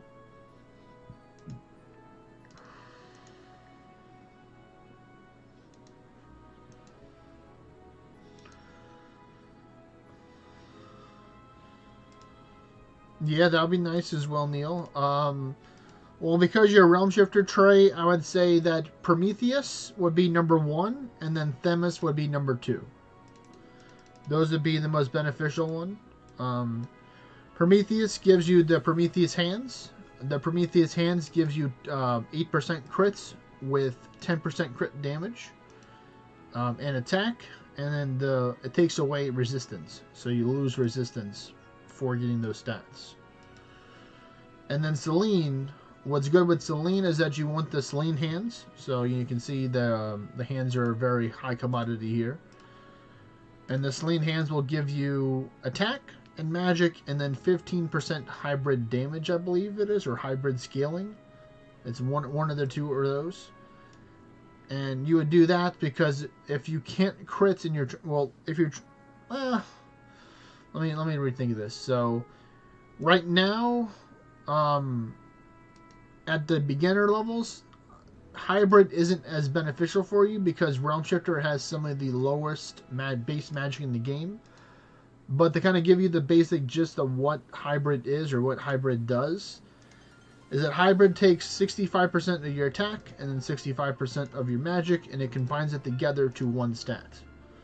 So if you have a lot of both, if you have a good amount of both of them, then it will help. But if you have very low of one and very high of the other one, then it's going to cut the high one and then take the low one and combine it so you get a lower percentage overall than being like that. So at the moment, I'd say that Prometheus would probably be your best thing that you can use for now. But as you develop some different gear, you know, get some ascension levels and learn a little bit more, then you could probably make the Selene work. But for the most part, I'd farm every single tower that you can find to get enough shards in order to buy classes. Now, I have a new perspective or new opinion on what would be the best Realm Shifter class to buy as a Realm Shifter, because for the most part, it was Dorado first, and then Corvus for the classes, not with the weapons, because some people will choose to go with the weapons first and then the classes later. But with the whole two-handed rework thingamabobber all in there, I've been thinking about what was the best, and I'd say depending on your depending on what you have or what you don't have, I'd actually think that Corvus would actually be best to buy first, and then Dorado, and then your tower weapon in that order, because of the strength that two-handed weapons have. Because you can take and carry or do dungeons with Corvus, with Swan Song, or with Envy these days by using a crit damage amity with the Swan Song, and or a crit damage amity with the Gandering for Envy.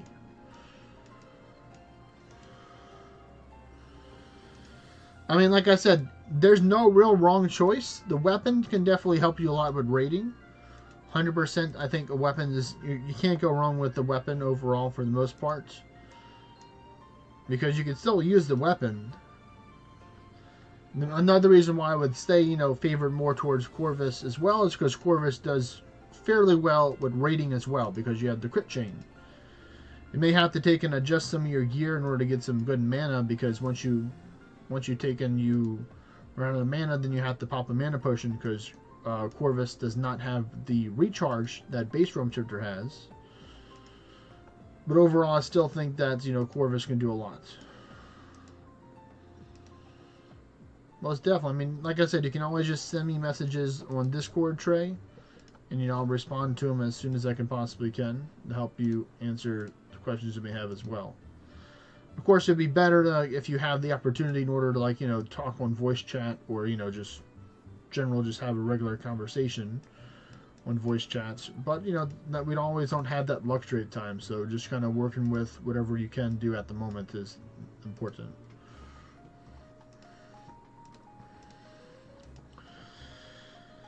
Alright, we are at the Tower Titan Themis. I will defeat the Themis just because I do want the stuff.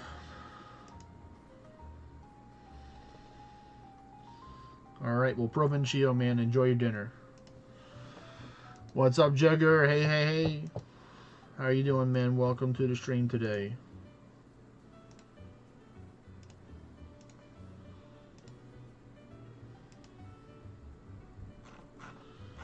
I'm going to go sequencer so I can pew pew blast this Tower Titan even faster.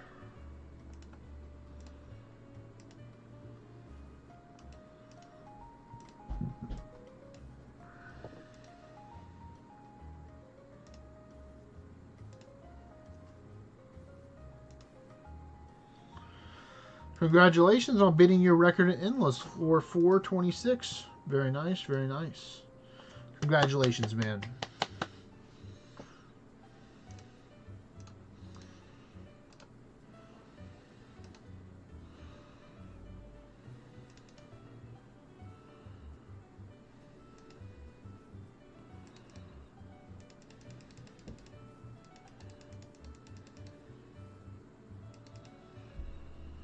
And that one is done. Well, 17,000. 400 million orns. That's pretty good. You know, this is the time to do endless or do boss dungeons and stuff or just farm a lot because of Riftfall. So many things drop lots of Orns. I definitely went up a couple 100 million too since the event started. I think I maybe gained like, yeah, I'm at almost at 8.2 billion. So I think I've gained like at least like 700, or I think, yeah, over 700 million Orns. So I'll probably be gaining over 1 billion Orns throughout this month. Probably more whenever the Orange event comes. Because I'm doing one, maybe two. I normally do 2 endless a day. Sometimes I don't fully go until I die. But I do try and min-max the as much as possible as I can. Good morning, bigger brother. Hello there.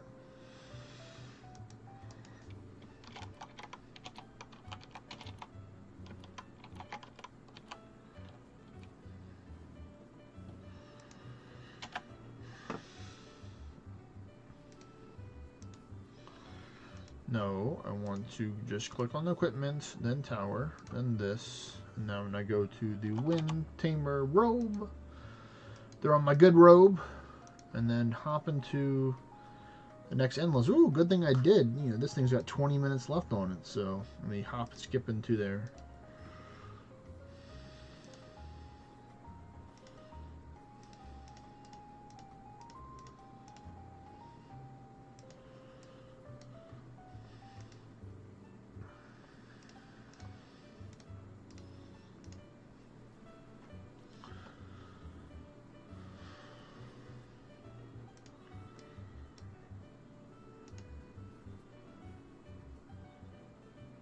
I'm just going to zap them because I don't want to deal with their Mystic Feather.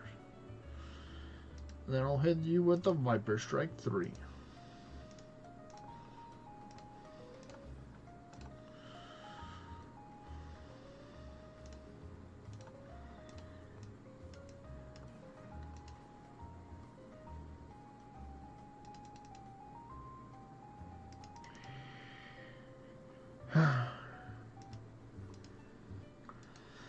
So I forgot your decision that you made, or if you're still pondering it, Jagger. But have you decided between Realm Shifter and DD which class you were going to go?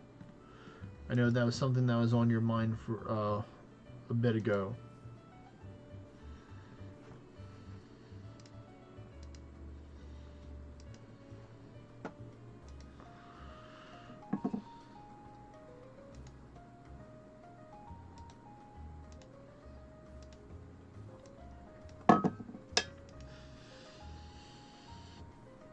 Okay, so not yet, but I think both of them are good choices, whichever one you make. Yeah, I'm going to battle these Ronin because I need their Nightstone. They have it, and I want it. I want it. I don't care if they deal most of my HP the hits, even though it hurts. I've mapped it out where if I was definitely doing higher anguish, I would not be in a good situation there. I may have had a chance to roll the dice of fate, see if I had a second chance or not up my sleeve.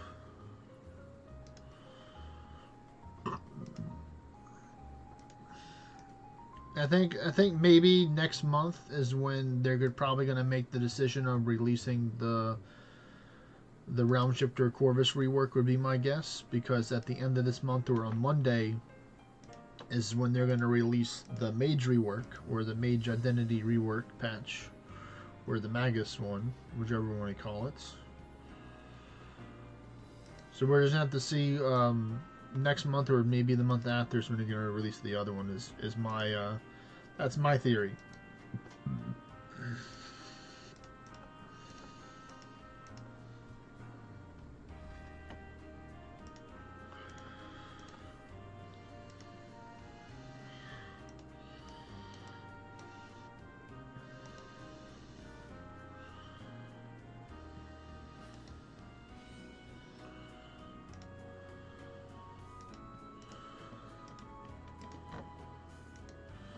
Award and crit damage amity. Okay, that's a pretty spicy amity right there.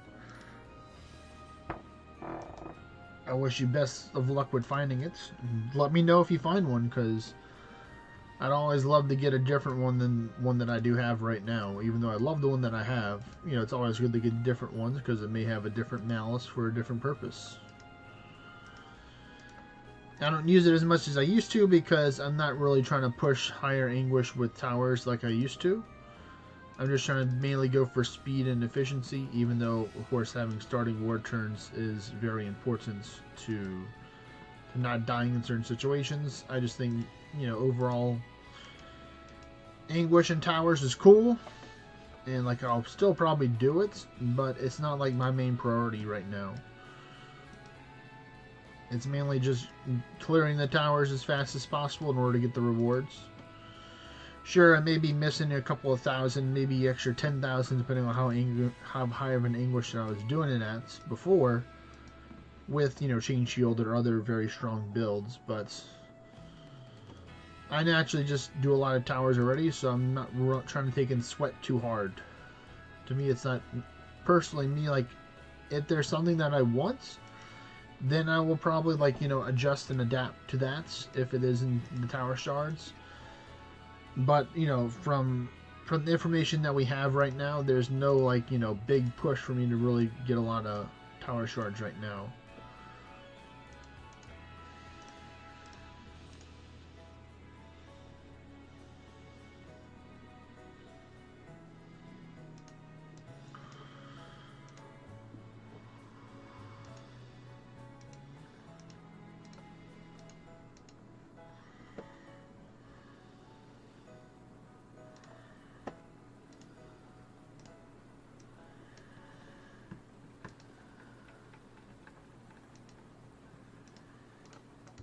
Let's see.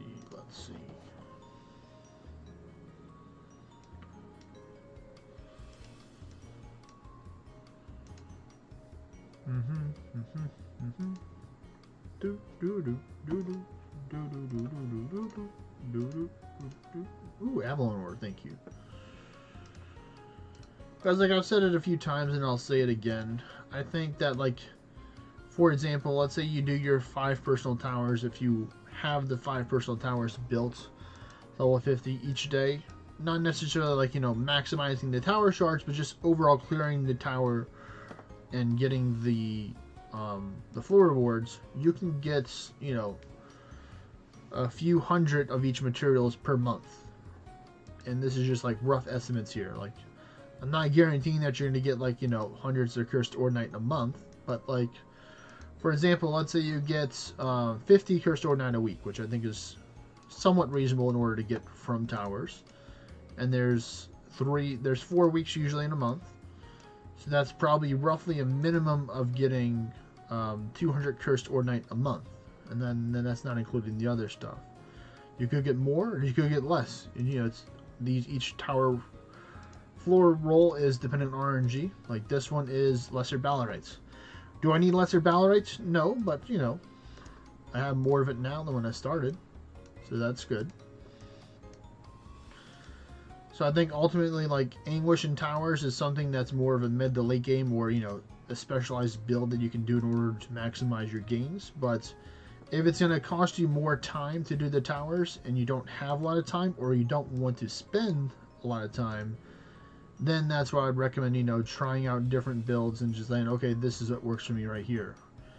Like, what works for me right now is to not risk this, and I'm just going to reset, and I'm going to blast them with a lightning attack here, because if I Panacea, there's still a chance that they will hit me and take me out and petrify me again. So that's why it's kind of learning your limitations, or learning how much you can take, how much you can't take. So there we go. I zapped them.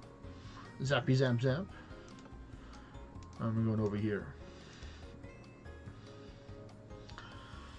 Do do do do do do do do.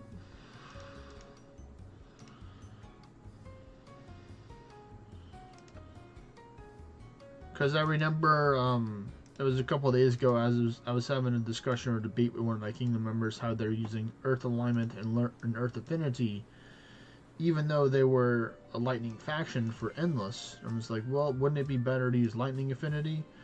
because it's your faction element and you get that. And he's like, well, Earth works the best for me, so I go with Earth. I'm like, okay, if that's what works the best for you, then do that.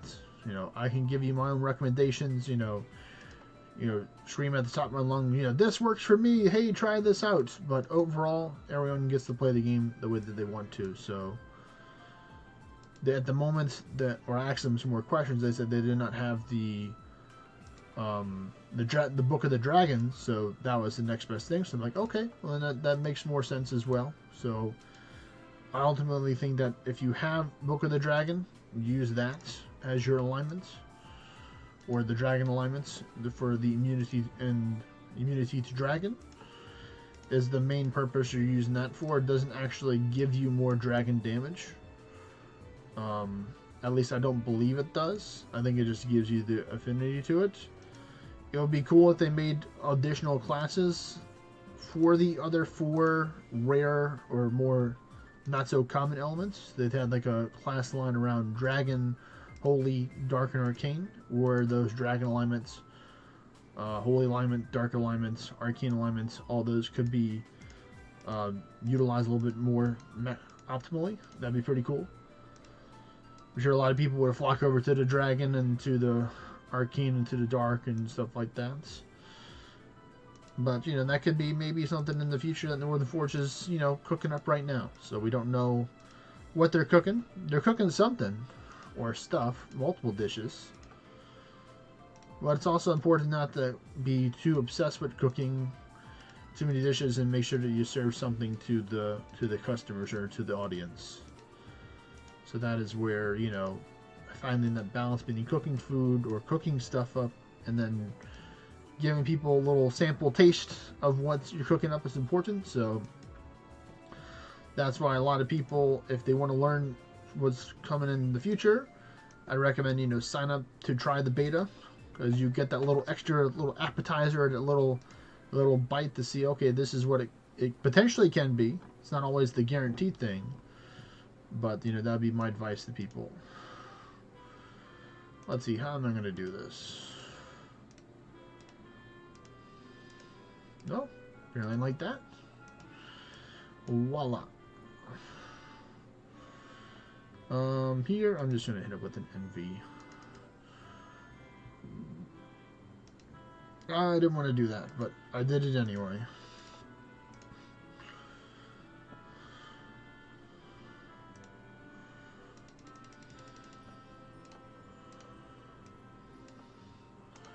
Yeah, let me know what are people's thoughts on, like, you know, the stuff that they're releasing, some of the new stuff that they released with this update. They kind of snuck some things in there. I don't know if they put it in there in the patch notes or the update notes for it, but they had some weird things with some of the amities. I'll show what I mean later on, so people can take a look at it. But what I can tell is that you had the blue letter, then you had the red letter, and now at the bottom you have a yellow letter. And from what I can understand, the yellow letter is like a boost or a buff that's opposite of the red letter, so opposite of the malice, is what me and some of the other people were theorizing earlier in stream when I was showing some amities.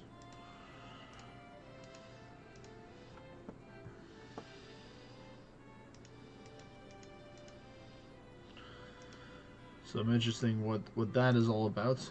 I'm sure some people may have asked that already in the main Discord server over there. Like, what is this stuff with the new memory stuff with that?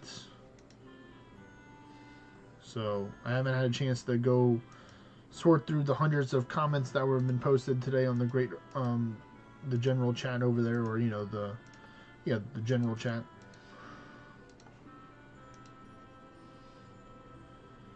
You think it's busted, Neil?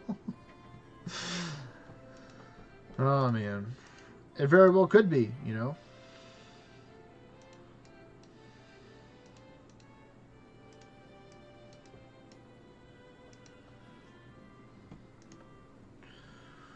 Thank you for your 6 night stone. Much appreciated.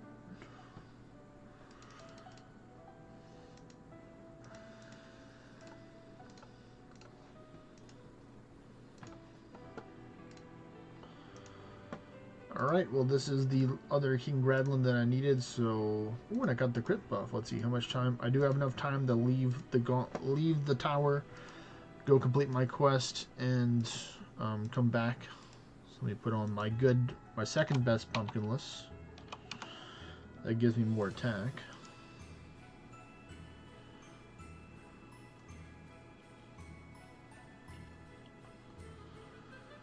That is true, Neil. You know, originally some things were amazing when they were first released. It may not have been what they intended it to be released, and then they changed it. So time will tell what these gold letterings are. You know, maybe this is something for something in the future, and they just released it early on accident. Maybe it might be gone tomorrow. I'm not sure, but we'll see. So we're gonna go with bam, completed quest, and we are going to see what we have for our options. I'm kind of over the mighty slimes, honestly. You know, not gonna lie. So I'd rather deal with the Mammoth Alkali and the Chimera, because at least I can target those in towers to get this quest completed. You'll be like, H-Farmer Kevel, your kingdom has a shit, or a lot. Excuse my language. They have a whole bunch of florins. Why are you doing more? Cause why not? Something to do.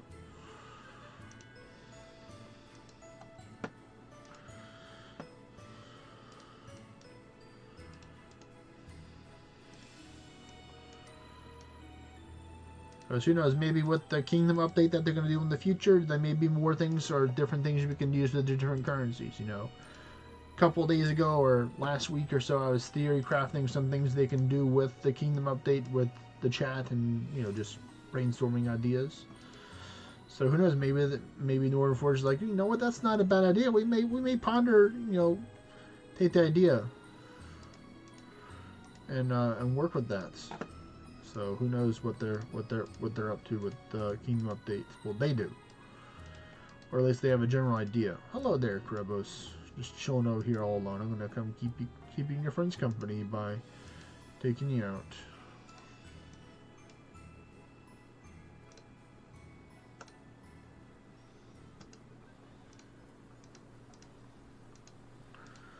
Iron. I'm actually kind of low on that. I can always buy more of it. But yeah, I think a lot of people think that, you know, there are certain things that they would like added with the game, and Northern Forge hears them with it, but they also have to find out a way to make it work. Actually, let me just beat up some of these chimeras here. Since I'm over here anyway, and I can one-shot them because I'm a cool, powerful guy like that. Buff timers, 31 minutes. So that means I've roughly been doing this for about 30 minutes. Yep, makes sense, because I said at the top of the hour I'll be back to take and do some more dungeons.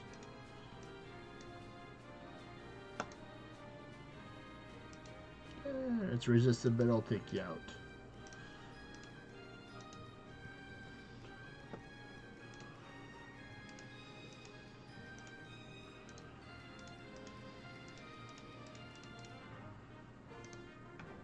Yes, come to me.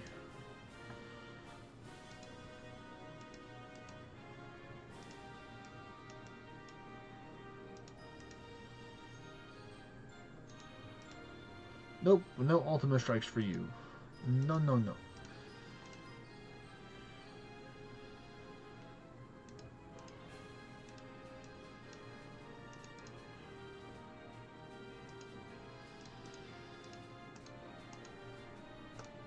Boop. Ooh, nice temporary defense buff. We take those, we take those. I got some Sylphium too.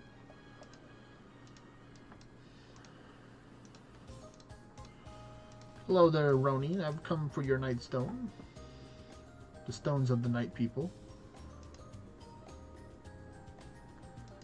Thank you.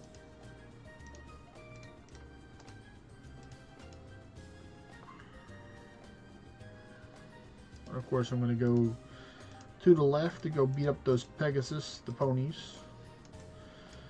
Because that's going to be a whopping 9 Nightstone there. Or less than that, apparently, because all of them didn't want to drop a Night Break, which is sad.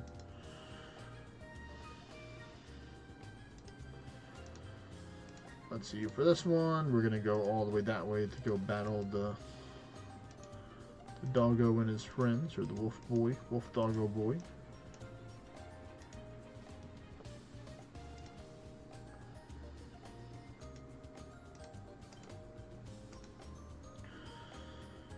And now we fight Prometheus, the fire guy with the giant scythe. And Freeze Daniel's back, he says. That was a little bit longer than 45 minutes, Freeze Daniel, I think.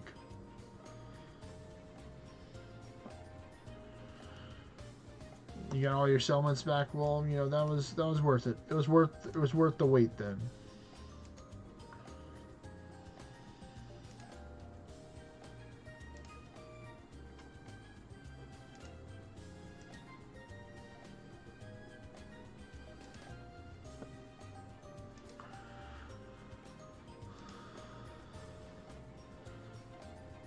A legendary liver and a spine. These pesky players. Don't be spitting on people. Come on now. I'm on my first of 2 tower breaks today. So in about 24 minutes, or maybe 1 more tower, maybe 2 more, depending on how fast I'm able to run them. I'm going to continue up the dungeon. So if you want to join, we do have some spaces that are open. It was to the ground. Okay.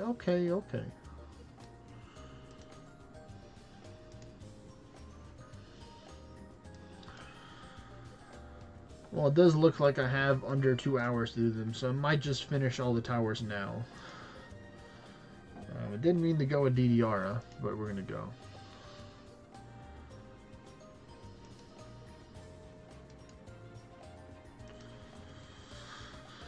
Okay. Slowly writes down notes. Okay. See.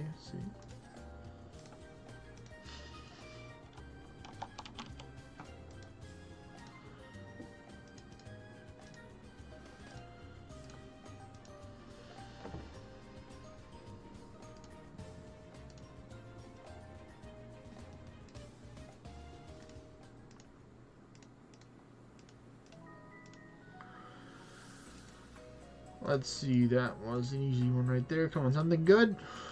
Okay, that's good.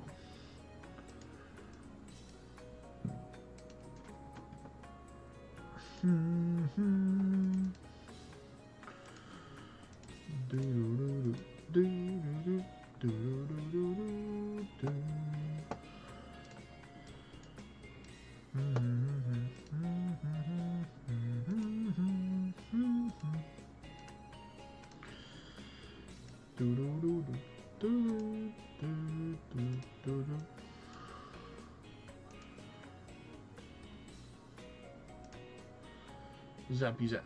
There we go. There's some more Nightstone there. Alright, well, good night, Jagger. Have a great rest. I'll catch you later, man. Peace.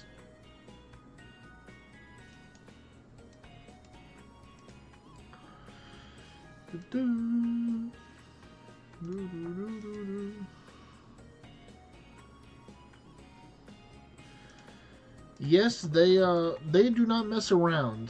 So I guess you found out the hard way about the different spells they can use. So sorry to hear that's Trey, that you got one shot by him. But at least you learned, hey, you know, these guys, they mean business. Yeah, yep, some towers it is your only option.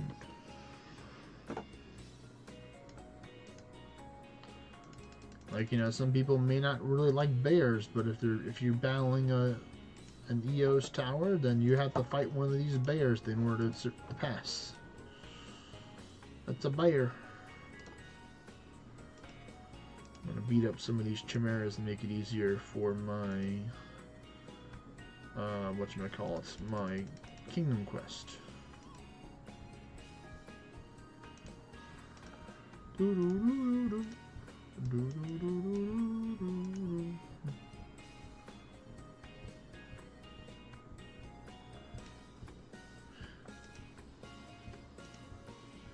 You like bears? Okay, well then maybe it's up your alley then.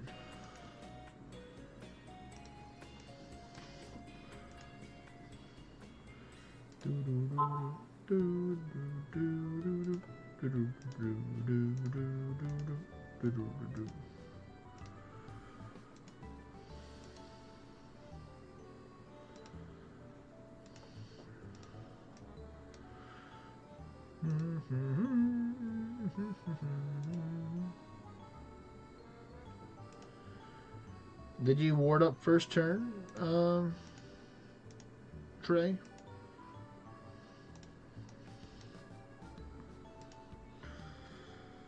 I mean, the main one you have to worry about is the dude in the center. I mean, technically they all hit hard, but the one in the center is the boss, or the main one. And as you can tell, they're resisted to all the 4 basic elements, but not to the like dragon, arcane, dark, and holy. So you can take and hit them with like a dragon attack. I believe they are not immune to anything, so you can technically use sleep dart as well to put them to sleep, so they can't hit you if they're sleeping. You know, it's just that simple. It's kind of hard to hit them if they're fast asleep or hit you. Yeah, that checked out.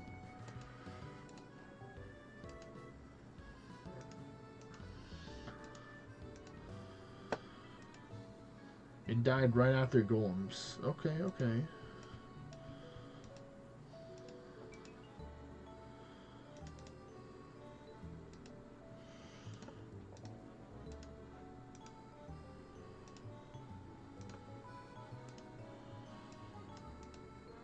Pegasus. Alright, this is gonna hurt a little bit. No, actually, no, I have my defense buff, so it's not gonna hurt as much as I thought it would be.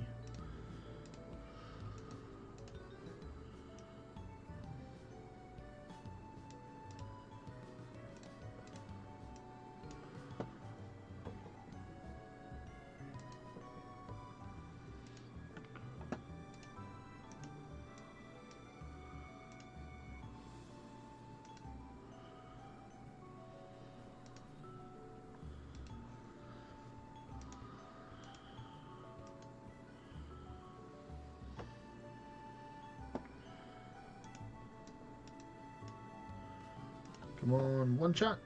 Nice.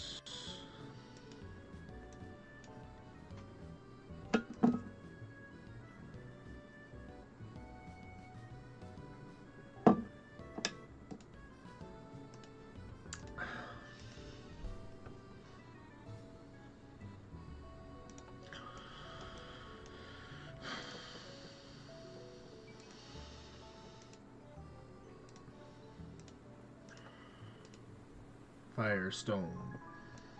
The stone of the fire people. I don't know why. I don't know where or why I came up with that phrase. Whenever I see like blank stone, I'm just like, oh, it's the stone of the blank people.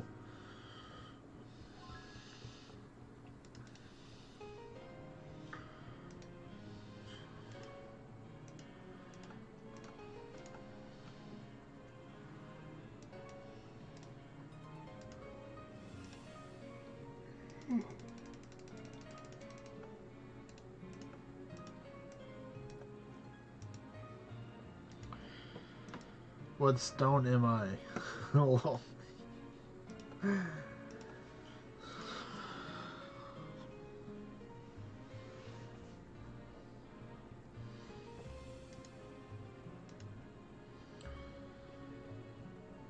That's a good question, Trey.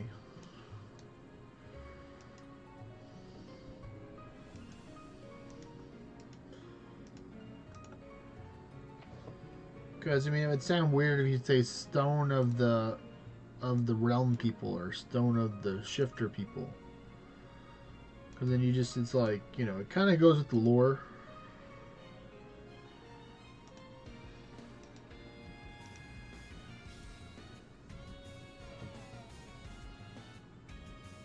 Stonicus at work.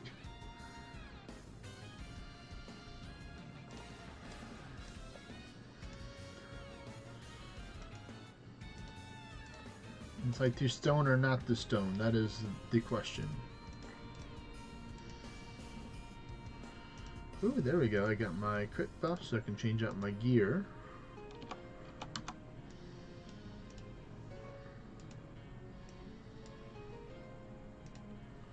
Boop.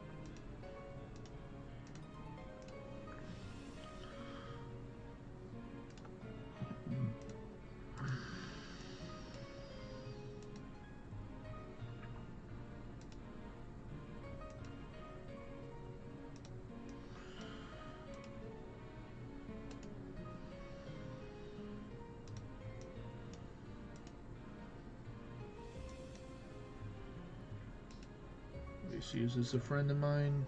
Yes, it is.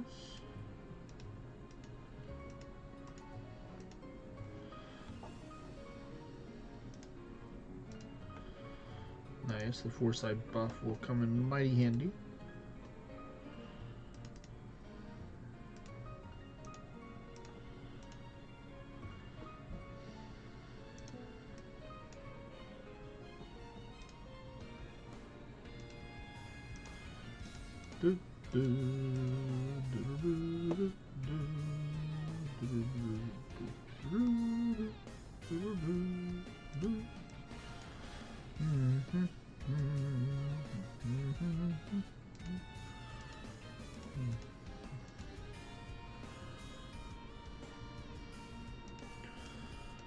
Let's see, I might be able to do one more tower before I go back to do dungeons. It may be close, but for the most part, it'd be quicker if I was just doing it on my phone because it'd be smaller screen, so I can just use, you know, be the screen this size instead of screen this big, in order to click from.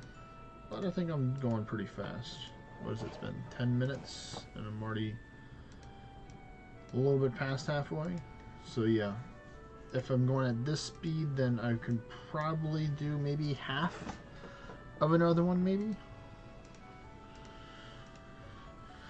Or I might just consider not fighting the final guardian and being like, you know what? It's not worth it. Fight the final guardian. But then I'd lose out on, like, you know, 500 shards or something like that. Maybe close to 1,000.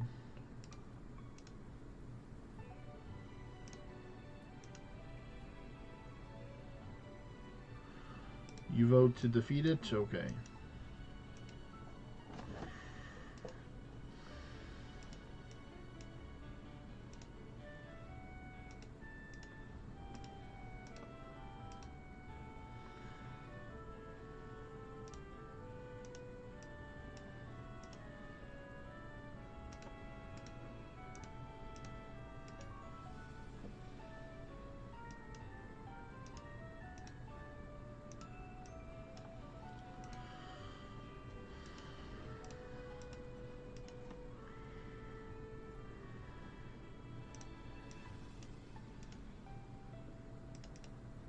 Boop, boop.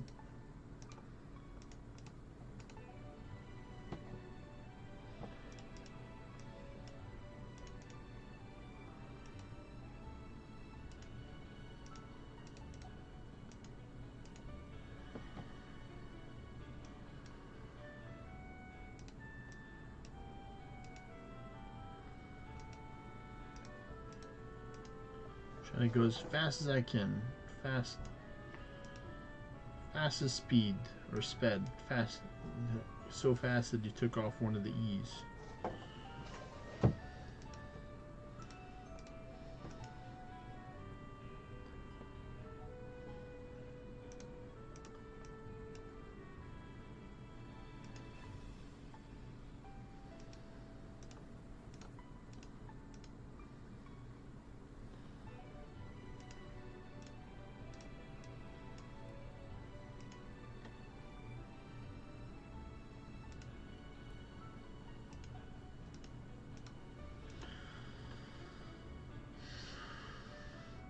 We're just gonna go with the kobolds, since they have the least amount of health.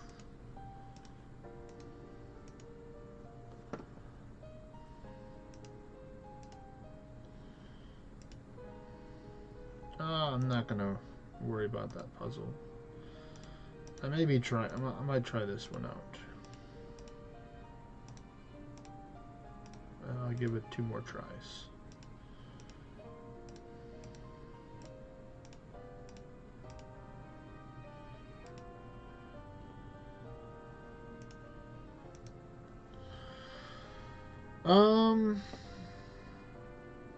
So what I was saying earlier, Trey, is I think that Realm Shifter, like if I were to start back new and I'd say, hey, what is my first class to pick?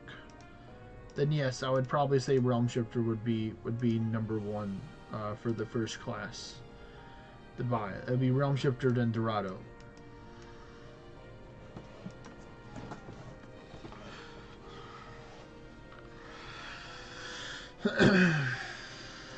That would be my pick if I had to choose between it. Because Realm Shifter Corvus you would be able to use it for Endless as well. So I think Realm Shifter Corvus has more usability or versatility now than Dorado. I'm not trying to say Dorado's not as good as Corvus.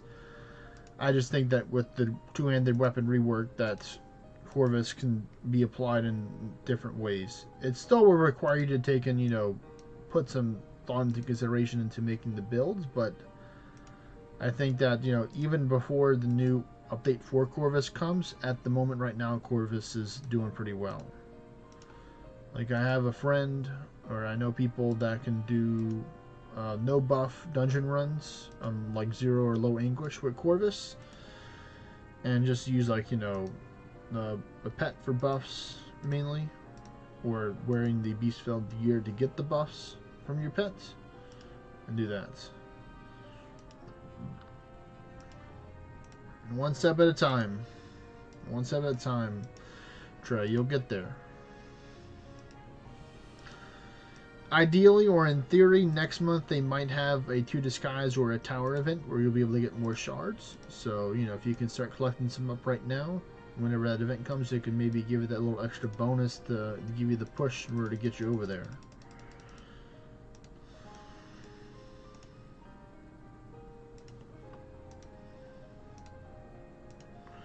Yeah, definitely costs a lot for the weapon.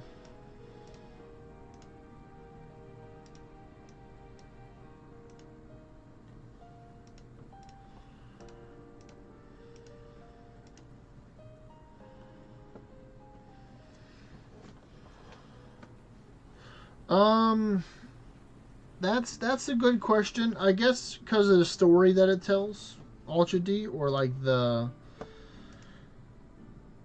what you get in return for doing that action kind of thing. Like there are games out there that are not violent games, but a lot of games have that violence in it because it's mirrors some form of primal instinct maybe in life that we have already.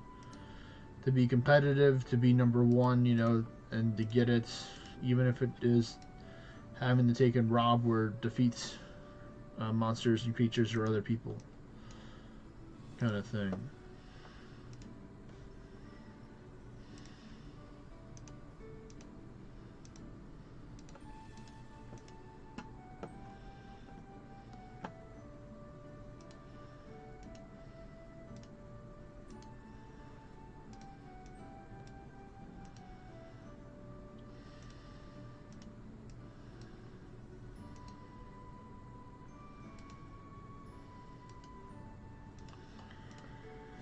Alright, well, we're gonna defeat the Eos.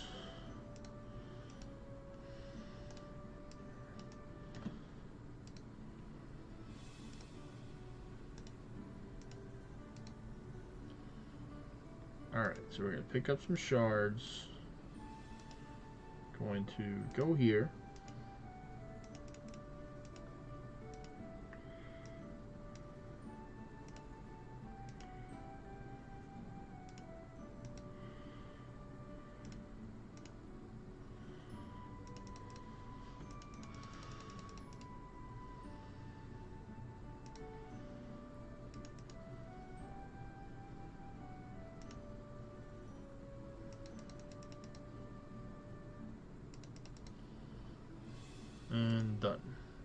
Yeah, definitely did not take that long.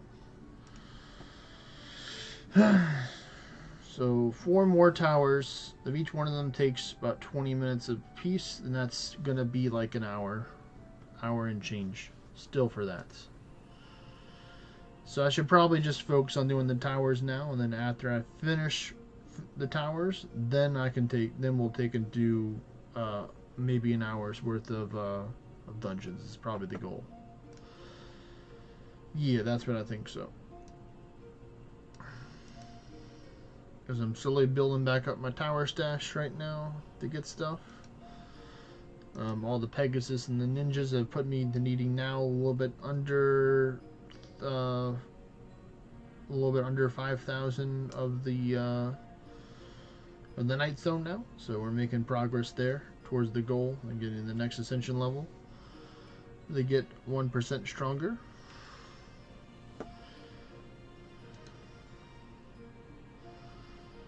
So I'll let you pick Trey for the next one. Which one should I do? Selene, Themis, Prometheus, or Oceanus? Which tower should I battle next, Trey? You can pick it.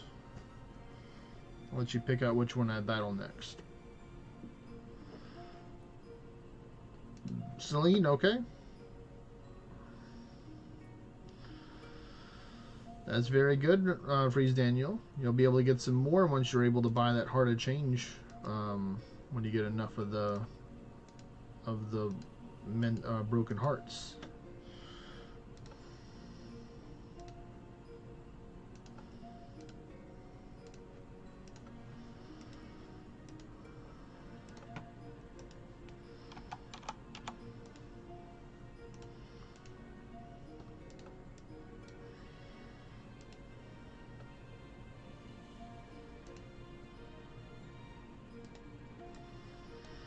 You still got time, Freeze Daniel. You don't like it, but if you want to get it soon, get it soon. If you are gonna do it, so you can try and do some endless. Because right now it's the XP event, so you get more XP for doing endless. So you can help out Zelda Chibi, help them level up faster.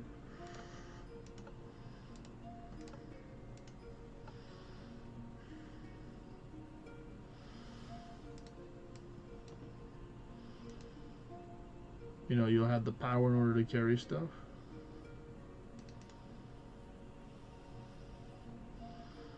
Of course, all the moderators here get paid very, very handsomely.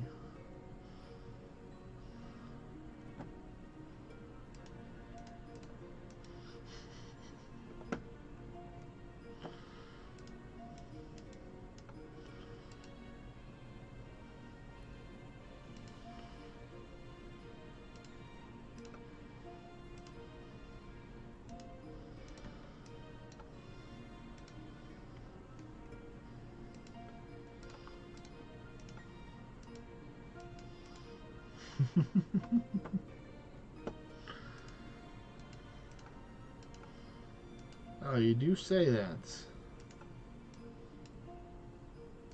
It's quite strange.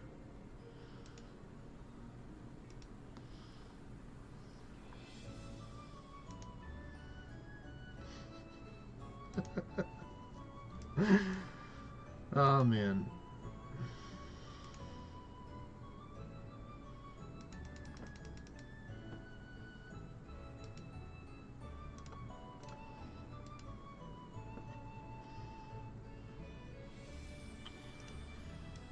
Hello there, Pegasus. It's me again, Mario.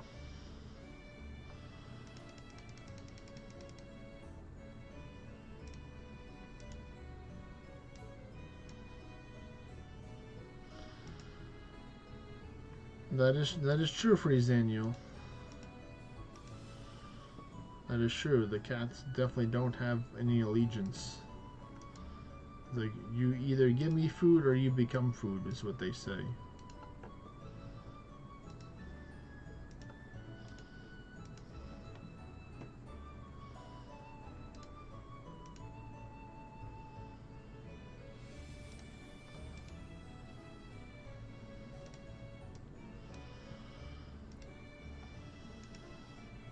The cats will riot, lol. Yes, they will, Trey.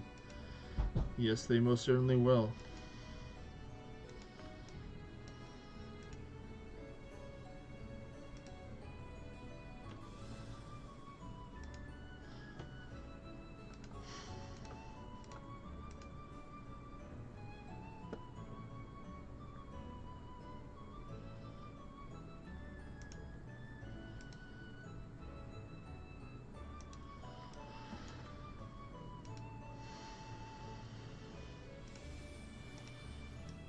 Let's see. Will this lightning zap take him out?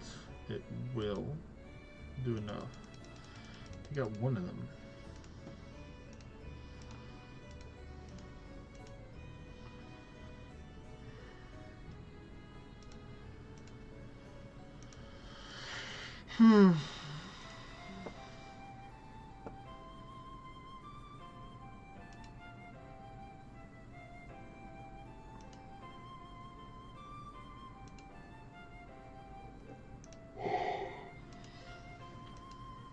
Ooh, I'll take some more Curse Door Knight. Thank you very much.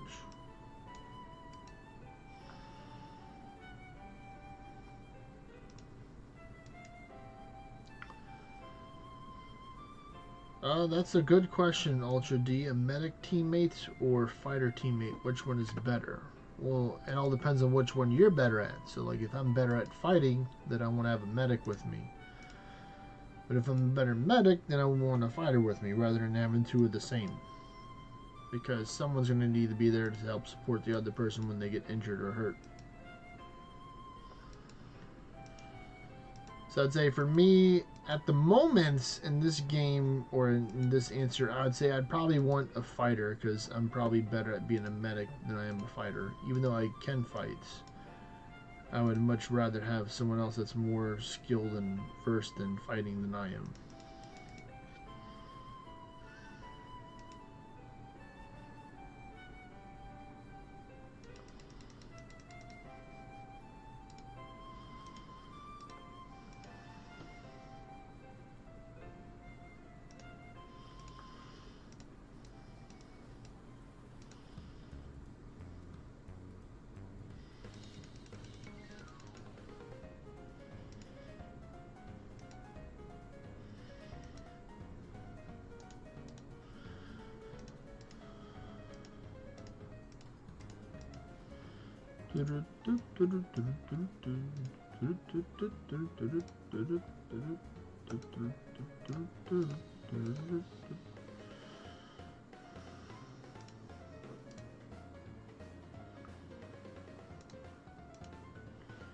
Magic.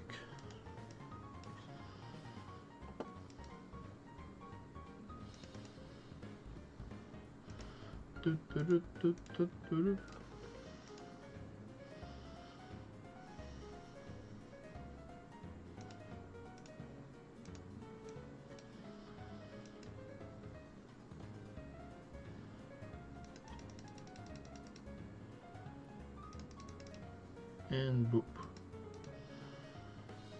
So let's see, next, Kanakribos with his followers.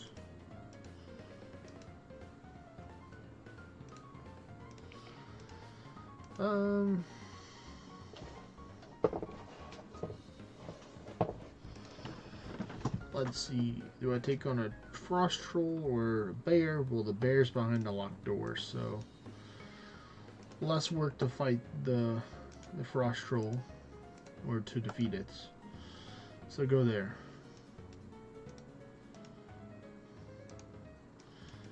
These guys, because I want their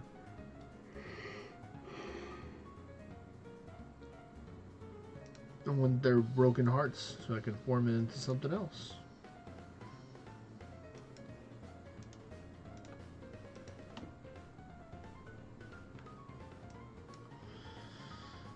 This one,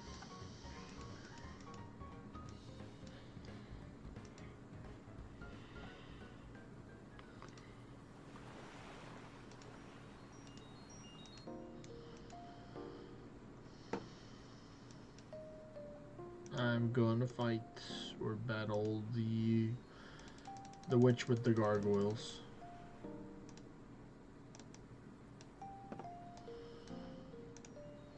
I do not, because it's definitely not worth its Trey, because it would require you to put on a lot of gear that has foresight, so not all foresight gear will increase your damage, and then you have to like always like buff up first turn. So it's like a lot of extra steps and work in order to do it. It's possible, but overall, I think that's it's not really worth it. Because like even if you let your guard down just a little bit, you know, one thing can one shot you if you don't have ward up or you don't have buffs.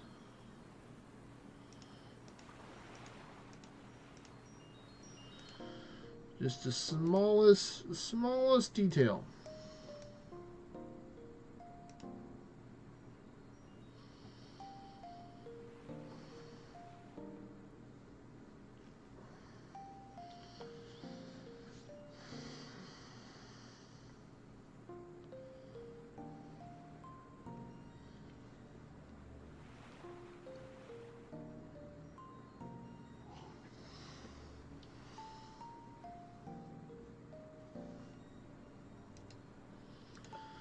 More Nightstone we go.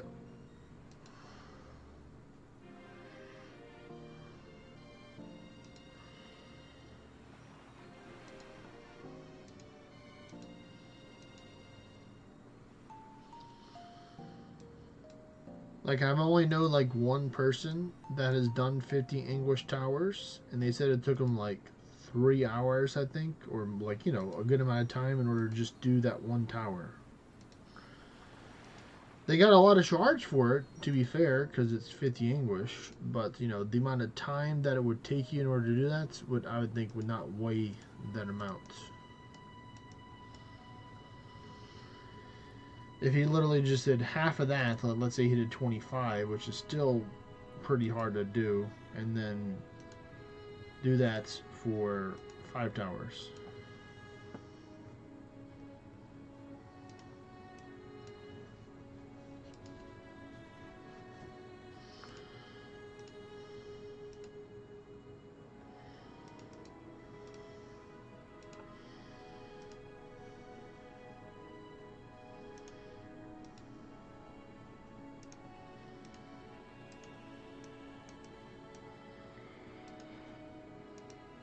Yeah, well, I think how much he got. I think he got like 230,000 tower shards, because it was during the 2 Disguise event, so he got the initial 15% per tower shards for each thing that he defeated. But it's like, no, no, no, no. Yeah, it sounds like a lot, and it sounds like it's cool, but it's like, you know, you have to be like, you know, really focused and mentally present whenever you're doing something like that. And some people, you know, they don't play games for that reason. You know, everyone plays video games for a different reason. You know, for me, it's like I like taking playing video games to like mentally challenge myself. You know, yes, this game does have a GPS element in it, so I can use it to achieve physical goals. And I've done that sometimes as well, but mostly this game is more of a mentally stimulating or mentally challenging game. And overall, in the overall sense, it's not a super complicated game, even though there is a lot of information in there. You know, but I've taken the time in order to take and learn a lot of the information about this game to where it's not like, you know, overly mentally taxing on me kind of thing. There's some days when it is. There's some days when it's not. But for me, it's like for some reason my brain just likes like an a process I'm able to do repeatedly. Hence the farming different multiple dungeons, doing multiple towers. It's like just seeing that and knowing that I'm making that progress quicker by repeating the same task over and over again.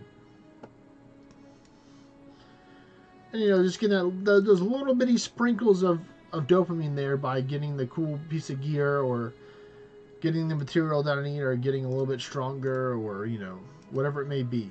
Just that little bit of extra seasoning each day to help make the dish just all the better.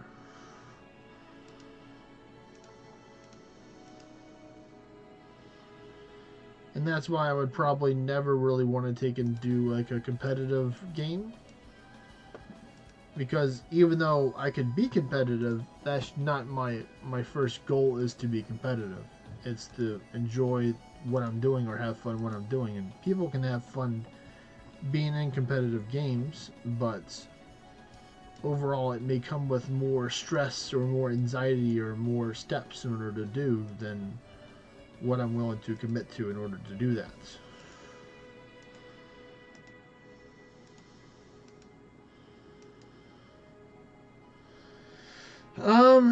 Well, I mean, I'm mainly using DD for the whole month, this month, Trey, so that's why you see me use it a lot, because I've set myself these certain restrictions for playing the one class for the whole month so I can get to learn and master it. So, of course, you can see me use it a lot because this is the class that I'm playing.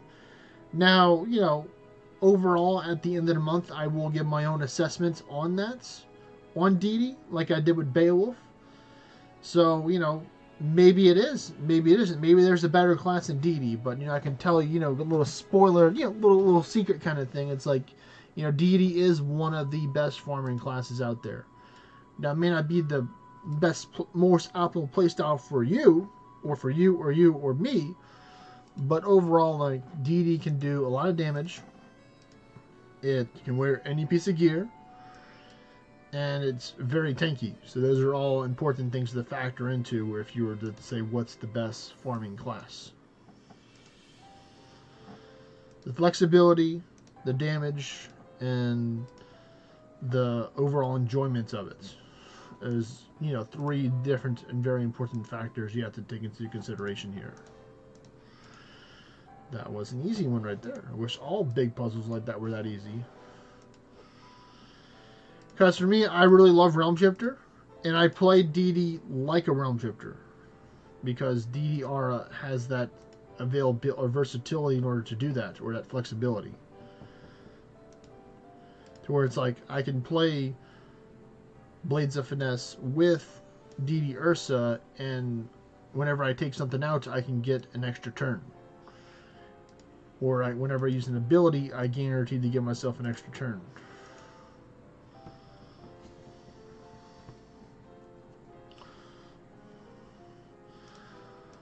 Well, the thing is that, in order to, one thing that holds DD back, and what I cover in my overall evaluation of it, is that it's very gear dependent. If you do not have specific gear to make it work, you can still use it and it'll still be good, but it requires you to have a certain mastery understanding of how the gear works, how your class works and stuff. Because right now I'm using DD Ursa, which is different than base DD. So if you wanted to play this way, the way that I play, you would have to have a similar build for base DD to start out at, because you don't have DD Ursa in order to play this way. So I could do a regular DD build, but it also requires you to have the Blades of Finesse or Disciple of Finesse specialization in order to get those extra turns when you take out the monsters or bosses. So I'd say that is probably one of the more important parts in the whole sphere, or the whole chart, or the puzzle, is that you need to have the specialization, and then you need to have the gear. You don't necessarily have to have the gear or specific spells, but mainly the specialization, I'd say, does require a good part of it in order to make this work.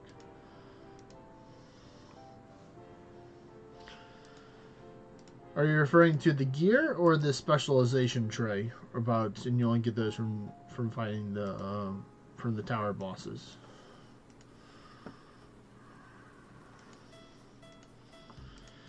No, the gear you get from defeating raids, or bosses or monsters. Because technically, majority of this gear that I have is not from. I'm not using a tower weapon with this build. which is the good thing. So it's a little more reasonable than saying, oh, you have to have a tower weapon in order to make this build work, because that's more time investment you'd have to have in order to do that.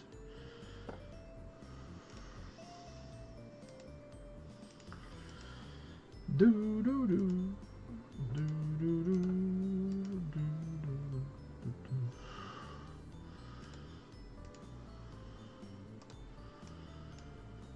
do do do.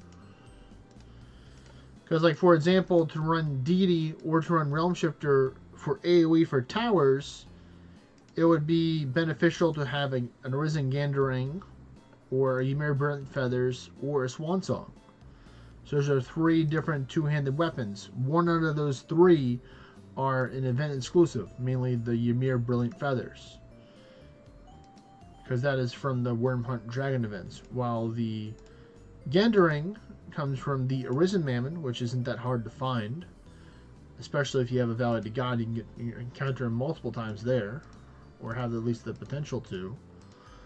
And then the Swan Song comes from Medea, which is a exclusive in the dungeon of boss fight, and that one can be kind of rare to fight. You know, a lot of people are hunting down Medeas right now, left and right, because they don't have a good Swan Song. You know, they may have like a common, superior, famed, legendary, or like a low ornate, and they're like, no, I want to get a better one because I want more stats. So that's why a lot of people are out there going to farm just regular Horde boss normals, or Horde dungeons, Horde normals, or Horde boss dungeons to get more chances in order to find Medea at the end of the dungeon bosses. And then you have to factor in the 4th part, which is also very important, and that's the Amity. If you don't have a good Amity, or good legendary or ornate Amity to help overcome your weaknesses of your class, then, you know, then that helps too. Yeah, so overall, like on the surface, like the surface level of the game, like the top layer, it may just be simple. I click button, I do big damage. But then when you get the deeper and deeper into different layers, you're like, well, how do I get the gear in order to do the big damage? And that's where more of the complicatedness and RNG comes into place. Because you could technically do a tower with normal gear, like normal quality gear. You don't need to have ornate or legendary or fame quality gear in order to do a tower. I built a character, a challenge character, for that reason, or I could do it on this character, where I had all common quality gear. I upgraded it to Master Forge or Demon Forge, went into a tower, and completed it because of my knowledge and understanding of how the class works, and you know what I needed in order to do that. Was it quick? No, it definitely was not quick, I'll tell you that.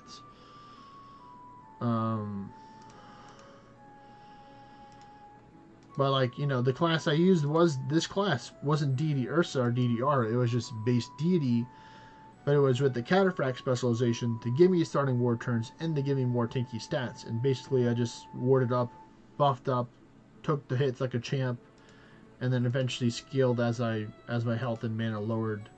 In battle, I gained more stats. But also, you have to avoid certain fights where, you know, get creative with other fights and what to do and what not to do in those.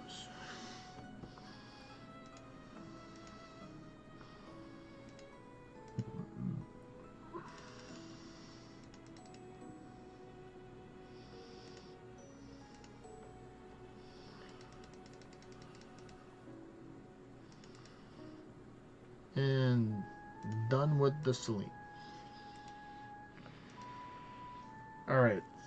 Alright, Freeze Daniel, I'll let you pick the next one. What's it gonna be? Oceanus, Themis, or Prometeo?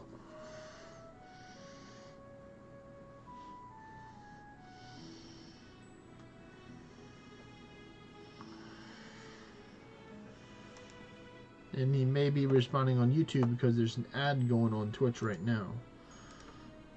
So we'll have to see.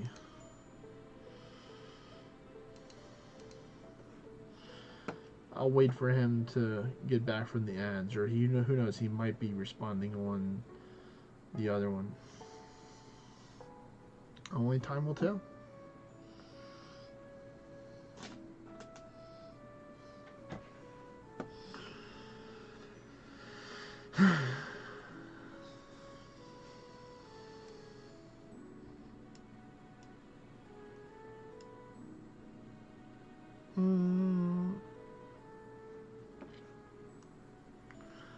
Almost there. In about 20 seconds.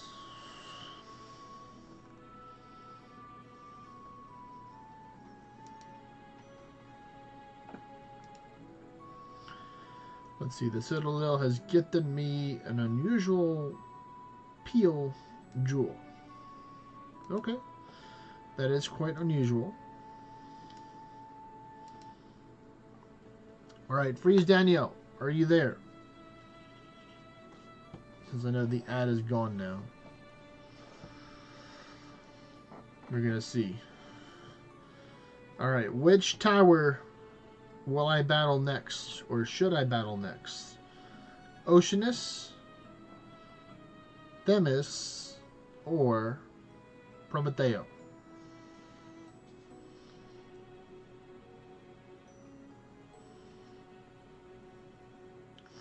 Prometeo, okay. I knew you'd choose that one.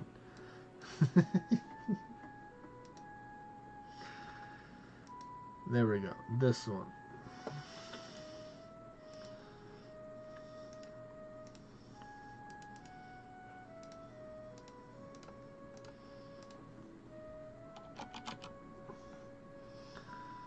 It sounds better every time. Yeah, I'm working on it. I'm getting better. I agree.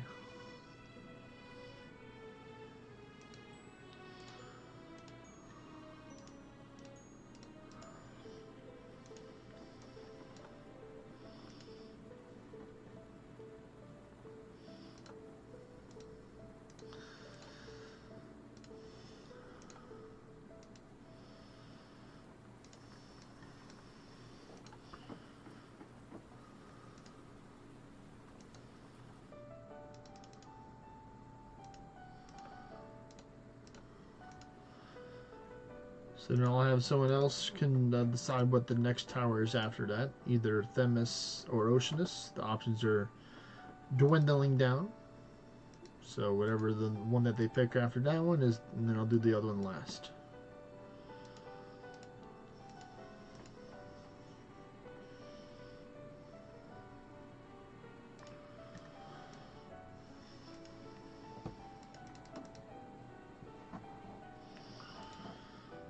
Viper Strike, number 3.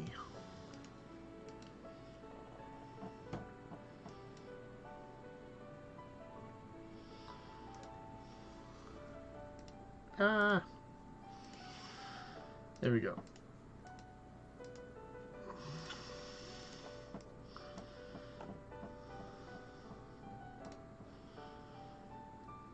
Do, do, do, do, do. Do, do, do, do, do.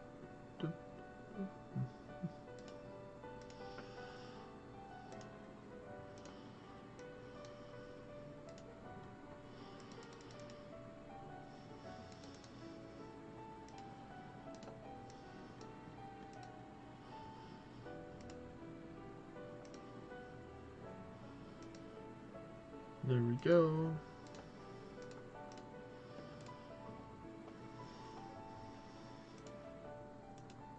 They're gonna go battle the Pegasuses.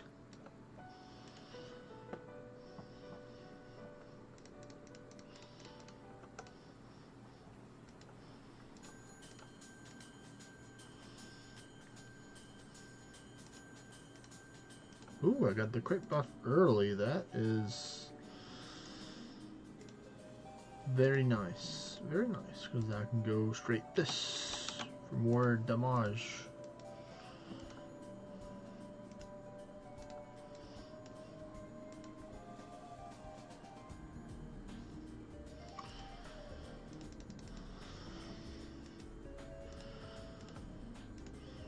Ooh, 24 Nightstone. Thank you very much, game. I appreciate that.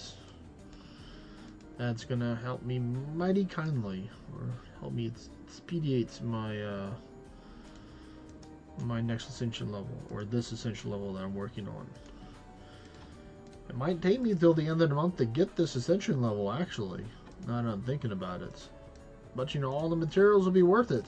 Because whenever I go to the next class next, then I'll have more materials in order to take and do some builds and stuff with that.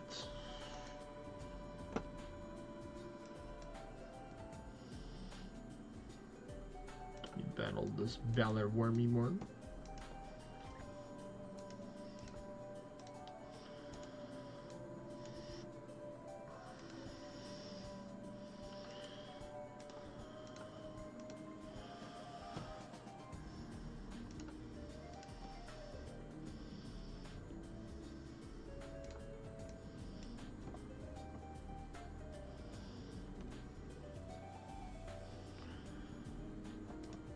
Do do do do.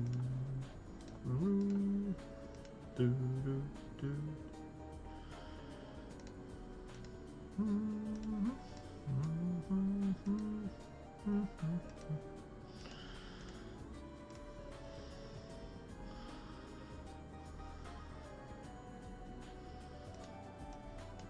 Hello there, wormies. Once again, thank you for your nutrients. So, did you already do it yet, Freeze Daniel, or what are you waiting for to make the jump?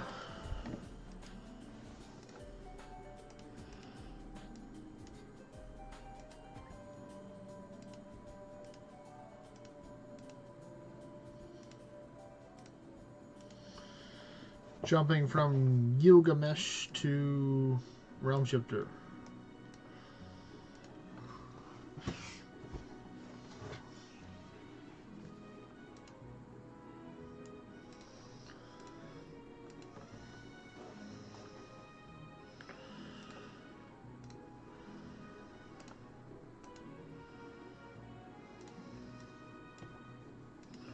Well, yeah, that's what I'm asking you. What's the obstacle that's challenging you from getting the heart right now?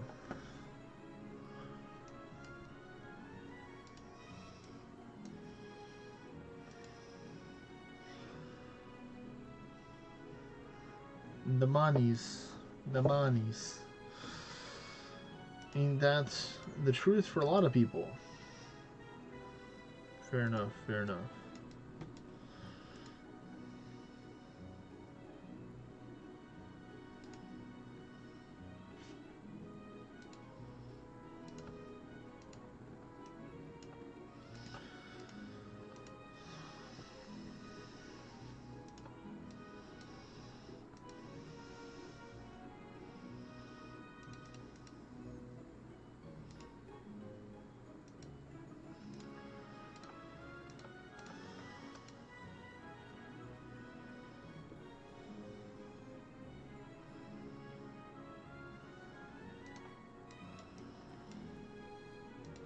Well, let me do something real quick. You know, let me do something real quick.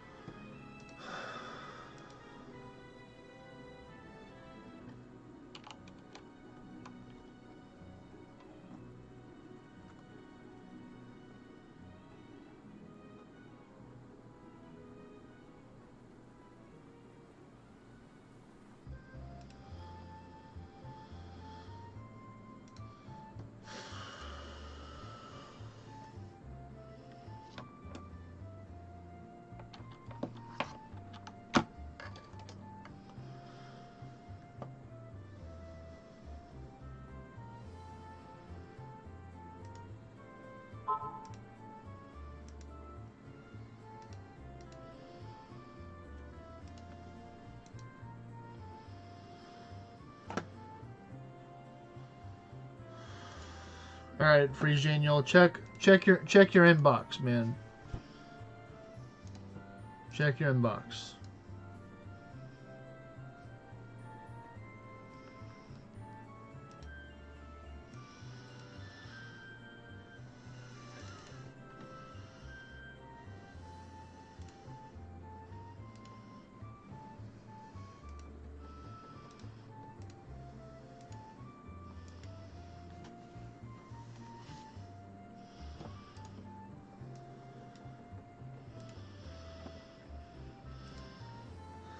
I don't think that the check bounced this time, which is good.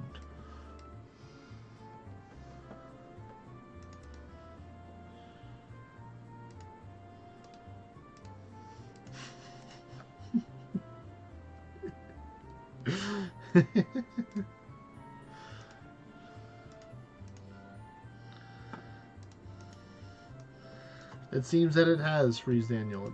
Christmas definitely has a way of coming earlier. You know, we are getting the colder season earlier, so you know. Feliz Navidad to you, man. Happy holidays.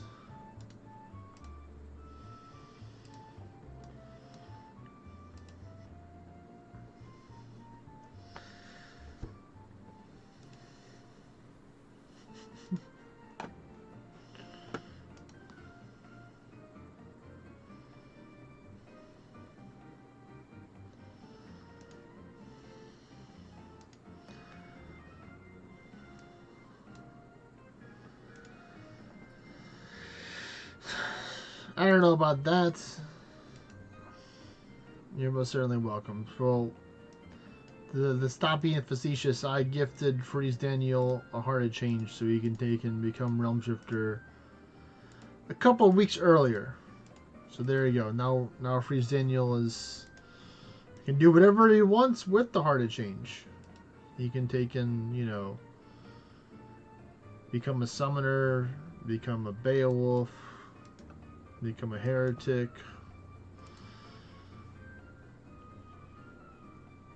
But I think he's gonna pick Realm Shifter.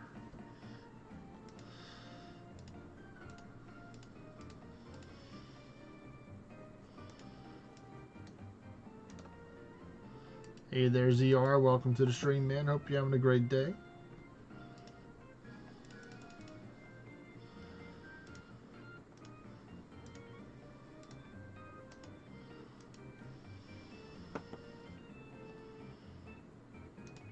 Well, that's good. Good to hear that, Freeze Daniel.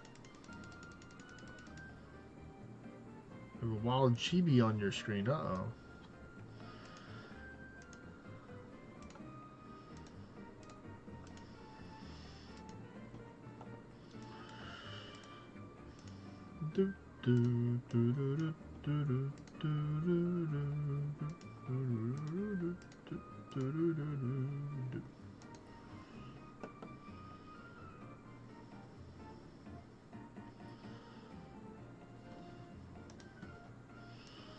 Oh?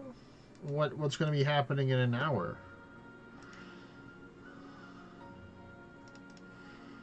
Do you mind sharing with the stream, ZR?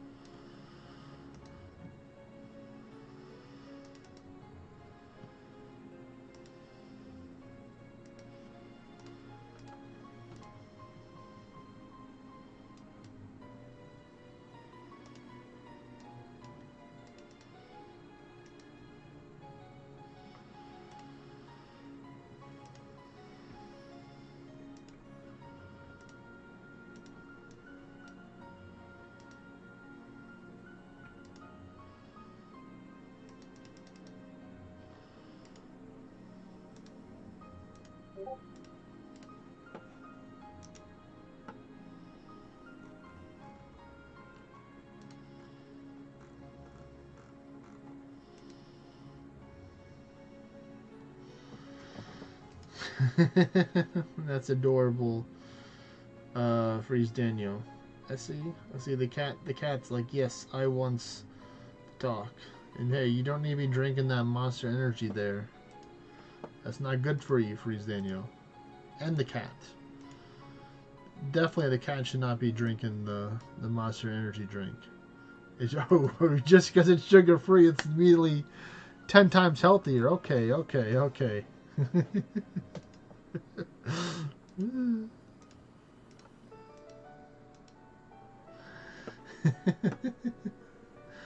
like the color of the eyes, though. You can post that on my Discord under the, what is it, the top.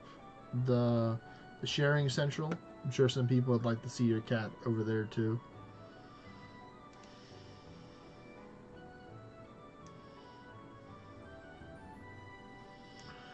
Yeah, your first match of the 2v2 tournament within the hour. Fingers crossed. Also, this cold has my eyes drying up like crazy. Well, I'm hoping you overcome the cold very soon then to help you out.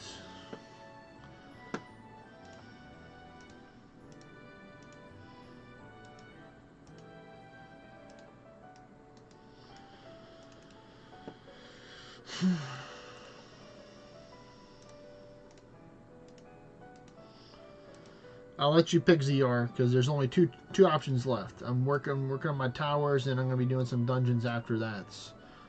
Which one should I do next? Themis or Oceanus? Those are the only two that are left. Everyone else is I've completed all the other ones that people have decided on or that I decided on. So you get to decide which one I do next. Oceanus or Themis?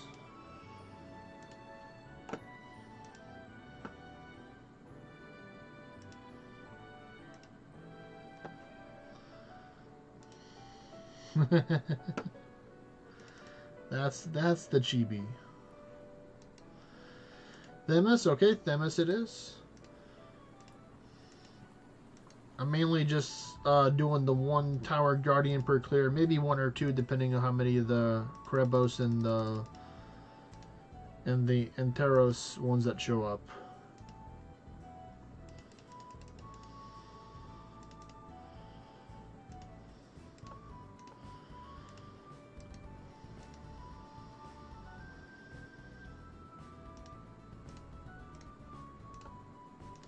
This one has one of each.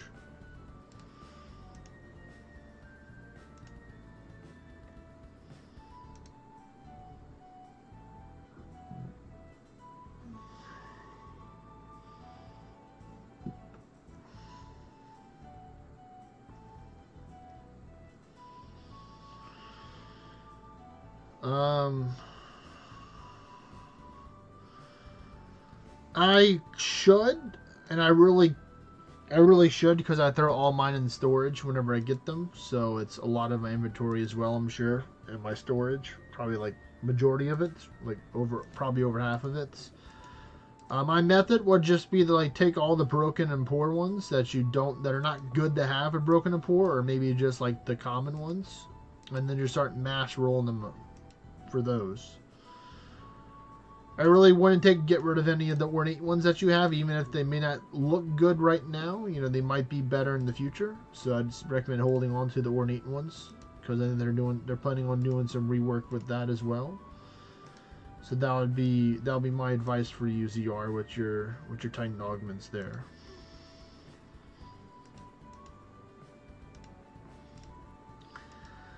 Like I could probably have like an hour-long video, like part 1 of me just like mass dismantling or mass recycling the Titan augments, and then I can just have like, you know, me talking over it and just use it as like B-roll footage or something like that.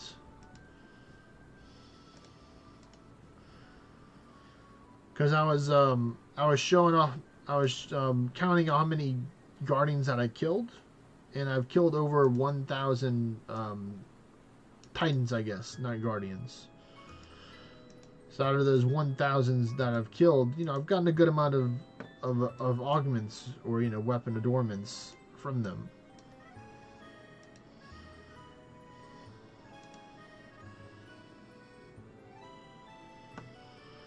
Yeah, the commons are the easiest one because you can go sort by counts, you know, do those. Nightstone, let's go. Let's go. Chimeras for the quest.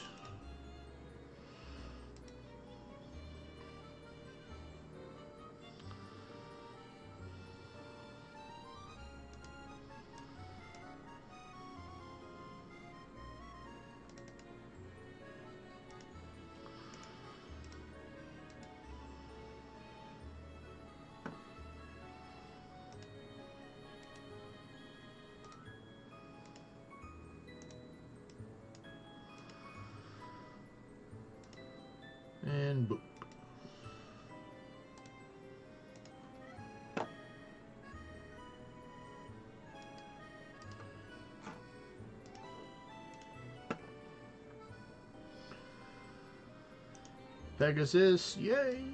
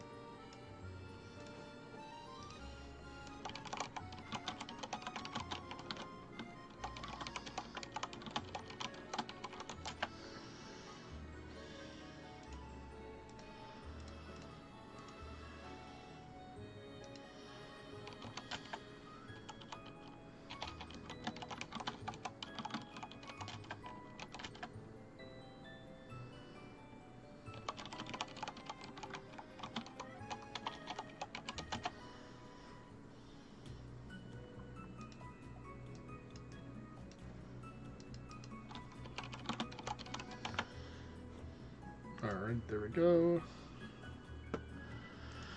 Zap. Well, that was more of a dragon hit, not a zap. If it would have zapped, it would have been already long gone like that. Alright, it's go time! Prometeo! Let's go!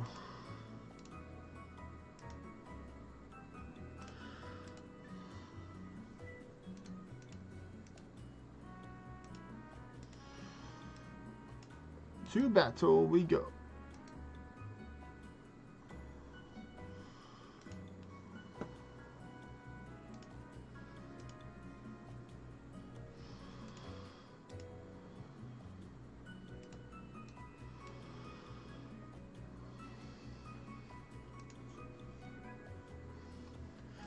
Got a nice double cast off the bat.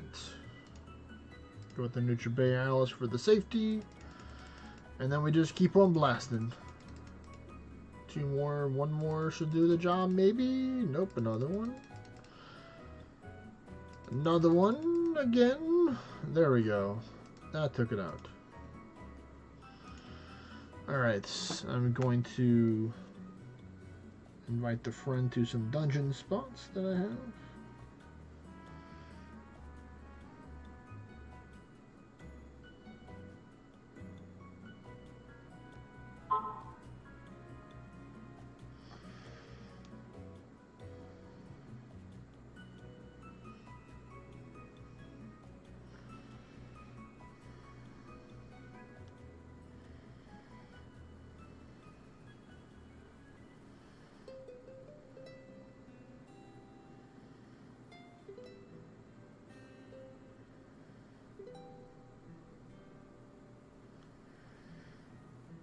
Alright, that's done.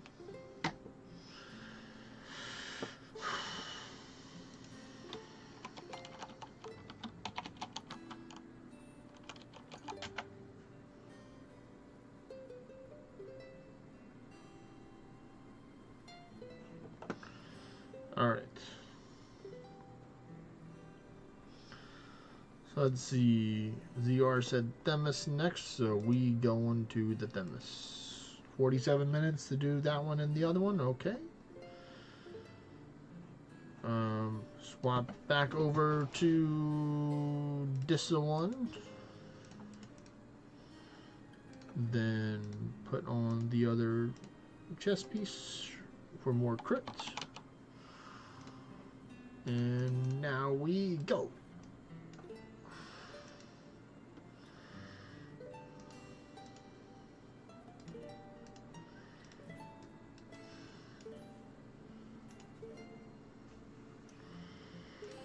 And we take out the Pegasus with the perfect shots. And nice, I got a good amount of Night Zone from that one.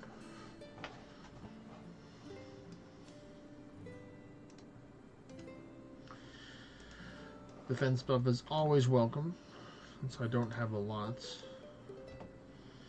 That's fantastic to hear, Freeze Daniel, that your Ymir Feathers is almost ready. He's like, soon, I will be in my final form. Full power.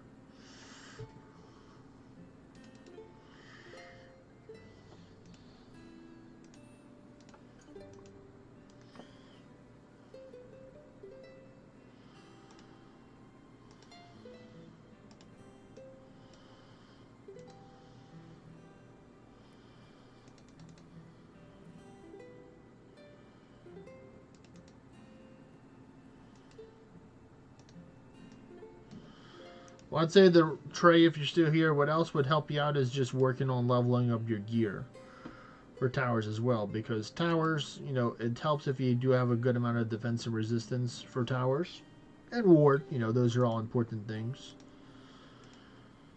Because if, like, let's say, for example, you have like 3,000 defense and resistance, and you battle these dudes and they hit you with the verse, that verse is going to hurt a lot.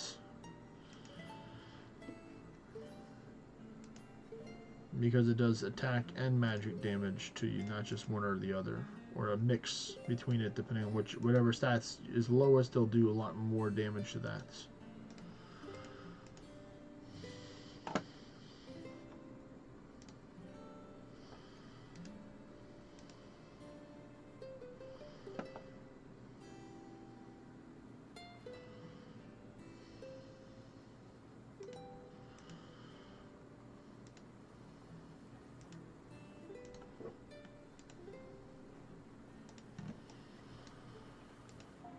Boop.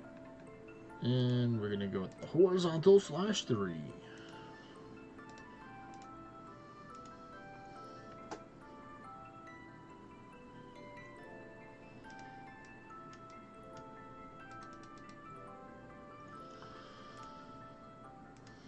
Another one.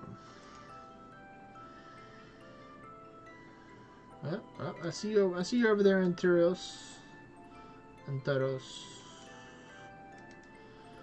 Alright, fine. Wait, try and enter again. We say, knock knock, who's there? They said nobody home. It's like, nope, I hear you. Coming in.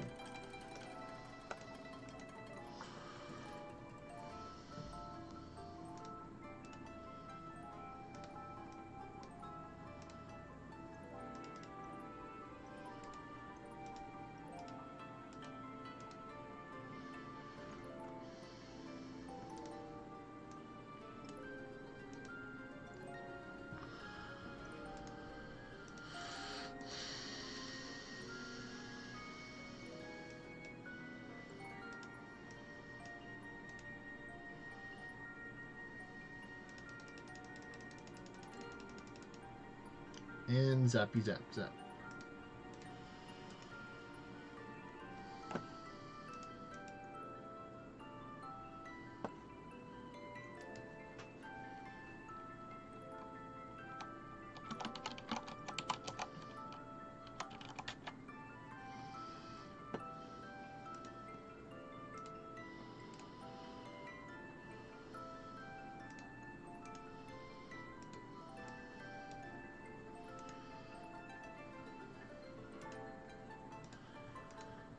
That temporary attack will come in mighty handy. We hit the top button. Nope. I believe that 86 people can die on this floor. I wish that would be cool if they did, Freeze Daniel, but you don't. You only get the materials that you spent to get your ascension level. So all the orange XP, or not all the XP, all the orange, gold, and materials that you spent in order to get your ascension levels, that's what you get back when you use the Heart of Change.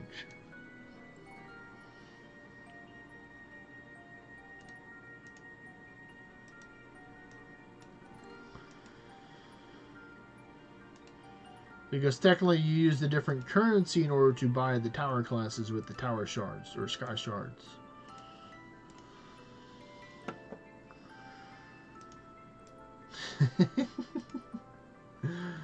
Sorry to break it to you, buddy.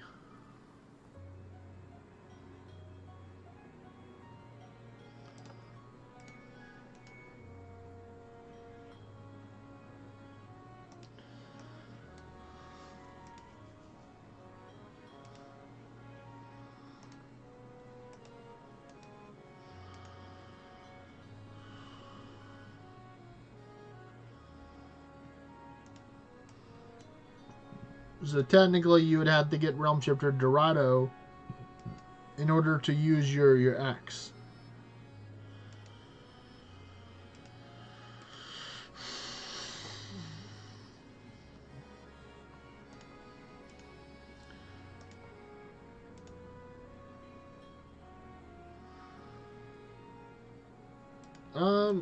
I see. It's. I don't. It depends. Do you have a Swan Song or do you have a Gandering Freeze Daniel already in order to use?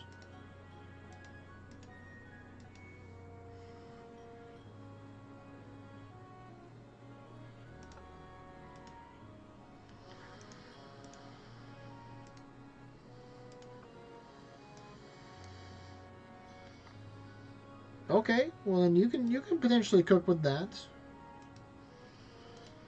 You can potentially cook with that. That will do the job right there.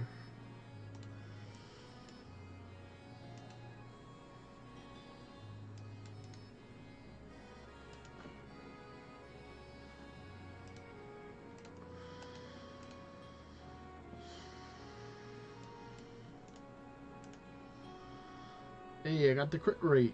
Nice. Nice.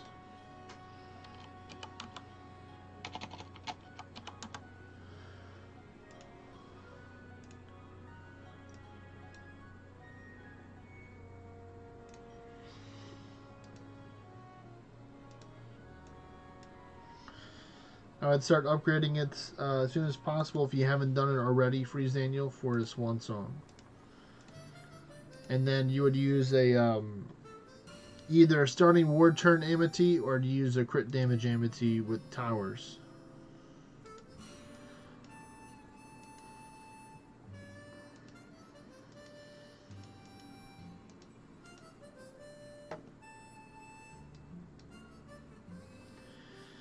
And of course, you want to make sure that you have max avidity in your gear.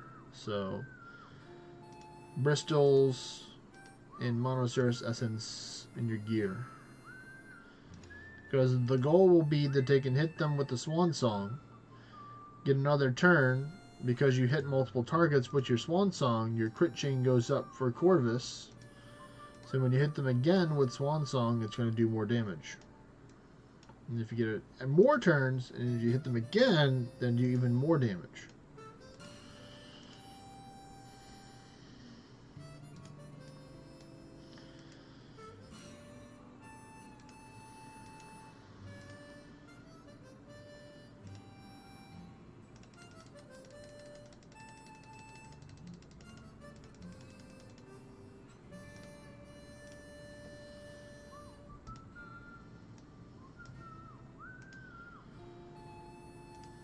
Nice.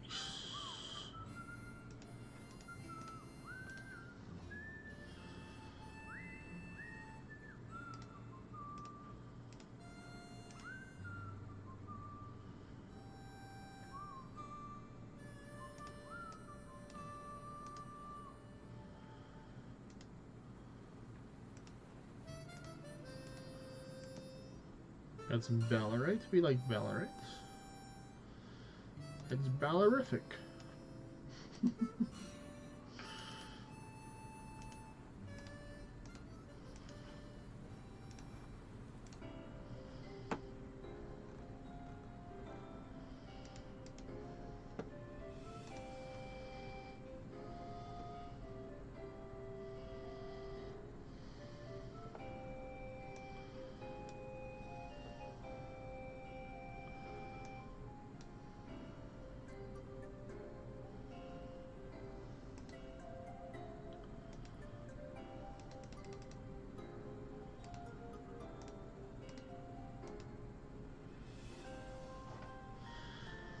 You have to just put the attack stats. So you have to manually do it, Freeze Daniel. By putting the attack and magic, don't put the ward because the ward numbers aren't adjusted yet from the rework.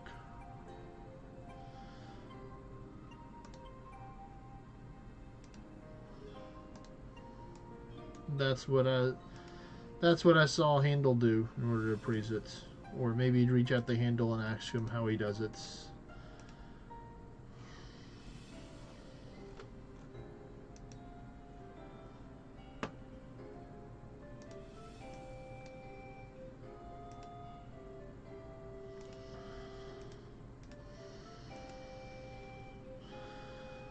Or I think you can take and do it from the...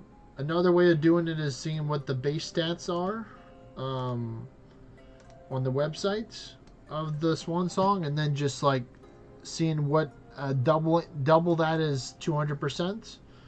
So then you can see what percentage your legendary is from that. Ooh, was that an Orna Blackened Eyes or Krebos that I saw right there? Wait a minute. Wait a minute. Wait a minute. It was. Let's go. It's a 19 stats. That's nice. That's almost perfect. I'll take it. I'll take it. That's my second one this event from the Towers. Tower stonks confirmed.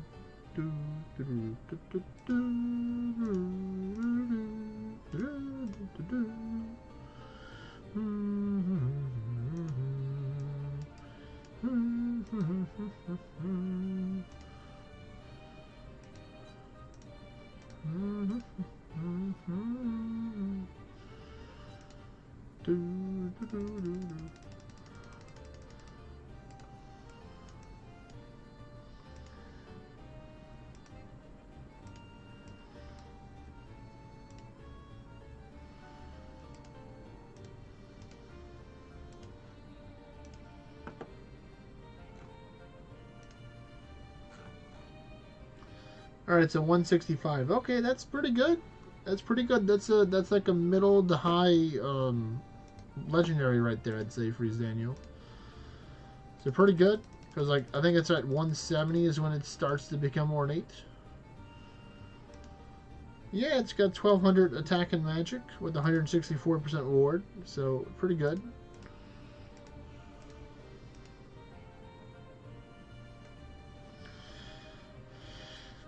Later on you should, but definitely I get the Realm Shifter classes first. 100% get the Realm Shifter classes first.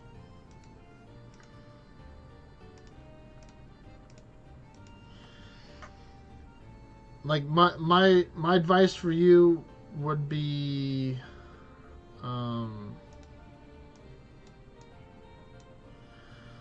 well, the thing is, you get it's Deity Ursa Freeze Daniel for Ultima Strikes, not just Base Deity. Base Deity gives you Ultima, which is the magic version. You have to buy the Celestial Tower class in order to get the Ultima Strikes. See, they make the better version of Ultima harder to get because then everyone would just be a deity if they just can get Ultima Strikes and Ultima at 245.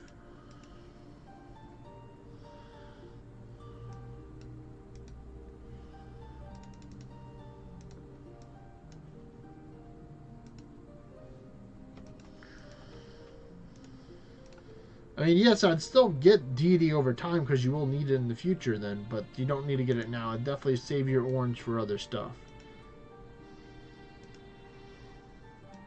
Like investing into more ascension levels.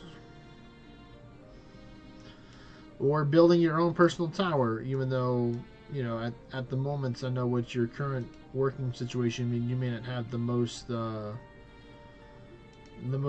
of a lot of extra time in order to take and work on towers, but you can make time, make it work out.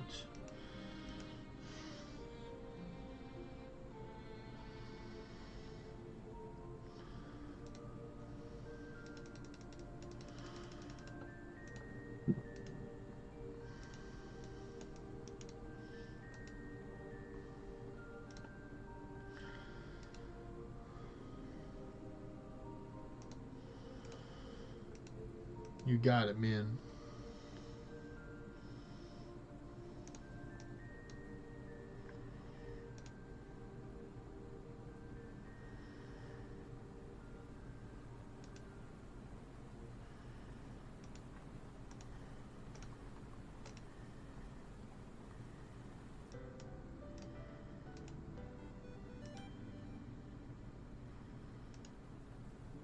The Rift Guard one is for the Warrior class line, Freeze Daniel. I wanted to make the joke, be like, psst, shh, shh, nobody tell him it's the wrong Rift helmet.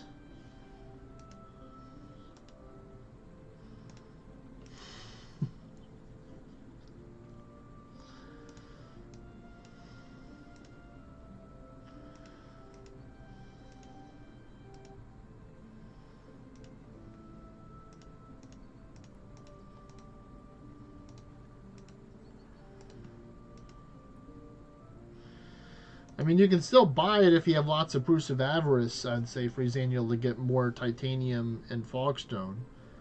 I mean, that's what I'm going to do with a lot of the stuff in my monument shop. I have like 2 or 3 pieces of gear. I'm not going to be using them, but I'm going to buy them just to turn them into materials.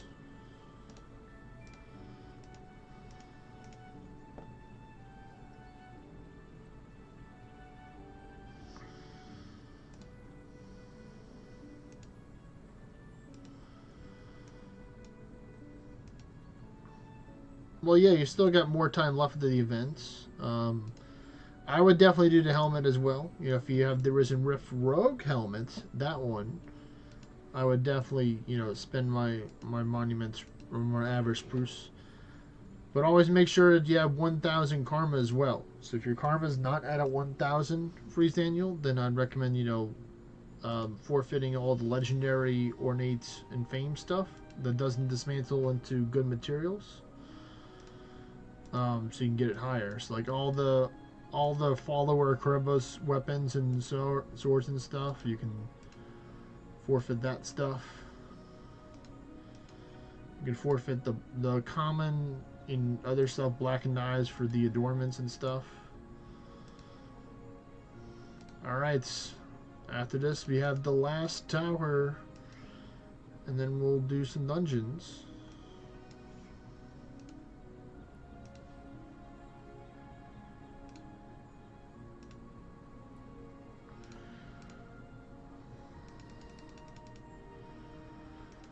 Pew pew. Pew pew. Double cast. Yep, there we go. Not bad at all. Okay, the last one, and then there was the blue-green one. This one. And then there was one.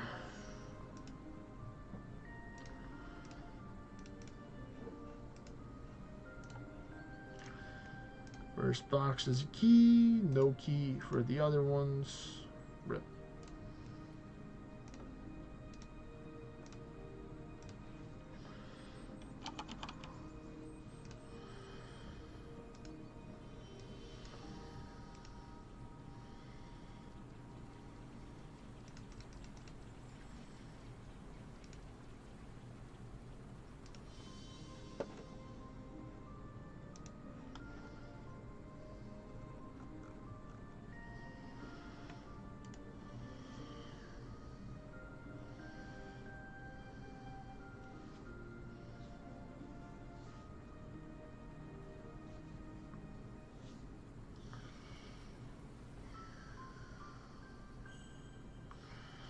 No, not that one. I need to take that off my set, the blood shift. I meant the other red one.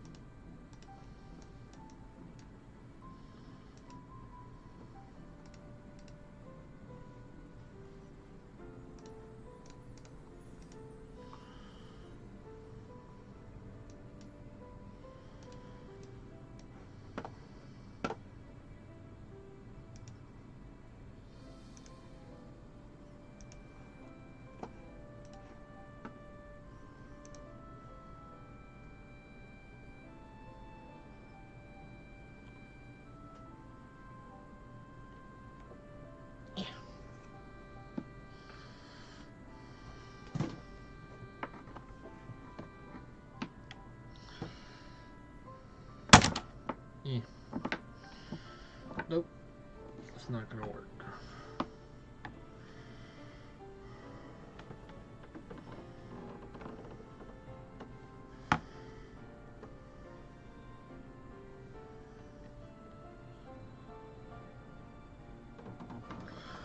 No, what I do is that I have my my tablets on a stand that I have on an angle, so it doesn't slide off my desk.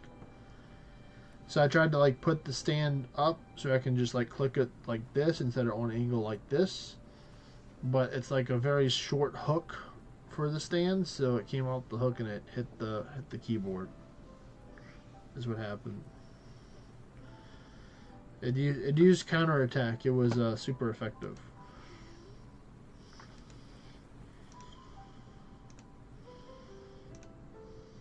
You know what? I'm gonna just beat up this Chimera. I'm gonna go check that quest too, because I might be done that quest because I've taken out a lot of the stuff. Actually, let me see. Can I see it here?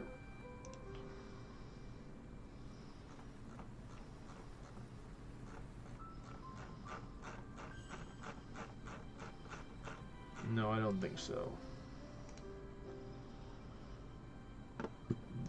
Yes, I would 100% Demon Forge your Trialing Bow, Freeze Daniel.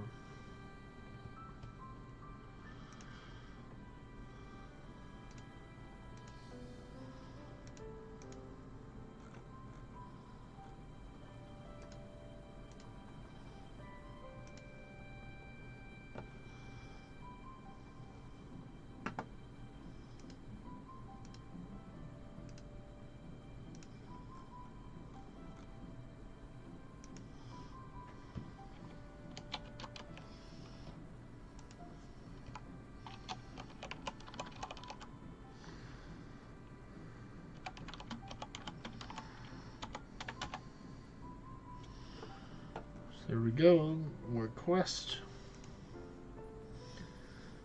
And back to the tower.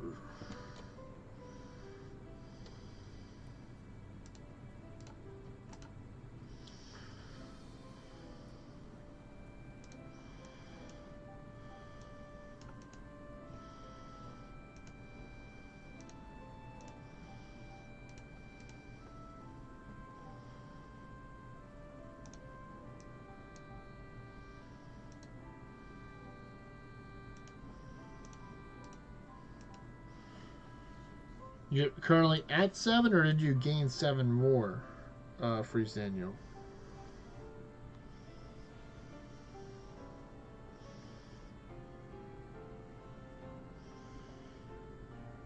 Oh, that's dangerous.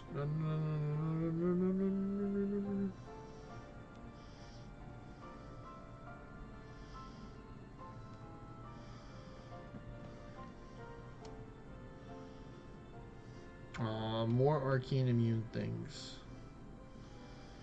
That's the main downside with with the gendering. Well, it's gonna get even better now that you got more ascension levels, or very soon gonna get some more ascension levels. So you can get even more Orns. More Orns. The more monies. The more the monies.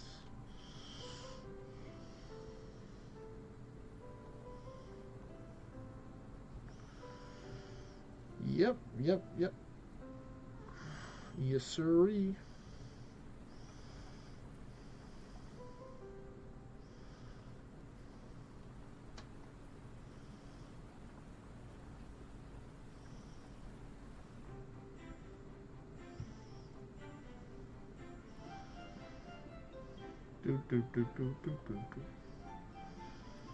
That's a good buff to have. Temporary all up. Because that means it gives you defense, resistance, attack, magic, dexterity, all that is increased.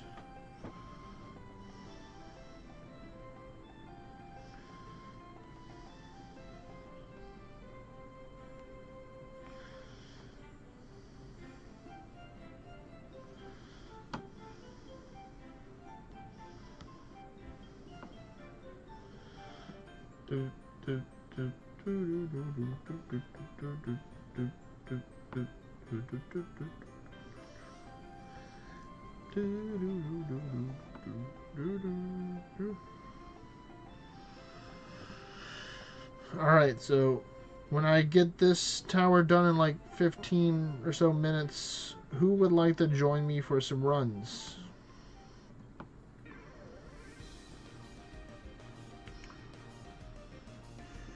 We're going to be doing some normals, and we're going to be doing some beast ends. That is going to be the theme of tonight.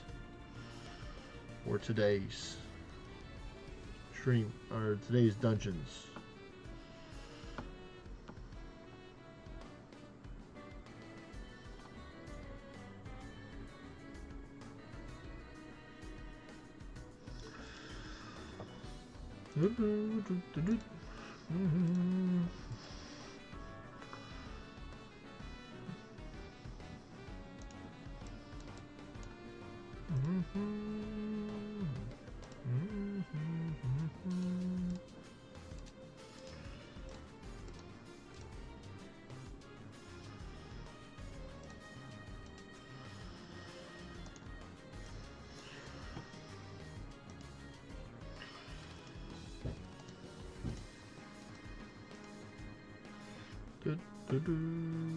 Nope, I'm gonna go this way.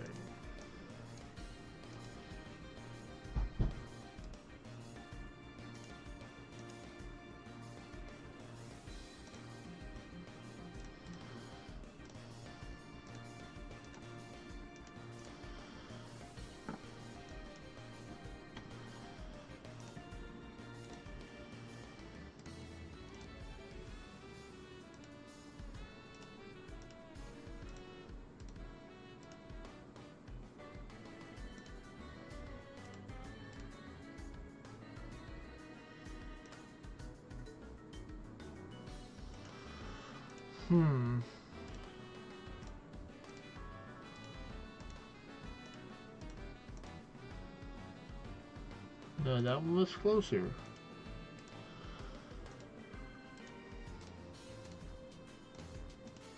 And there you go, got it. This time, third time was the charm.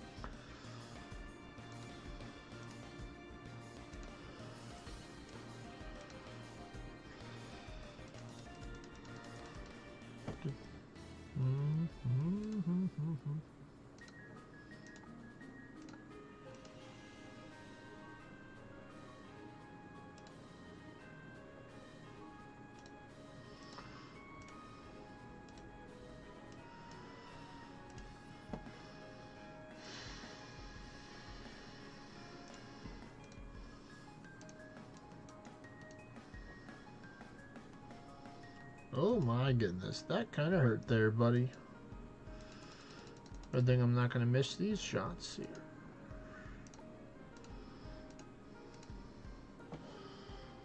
That could have been bad right there.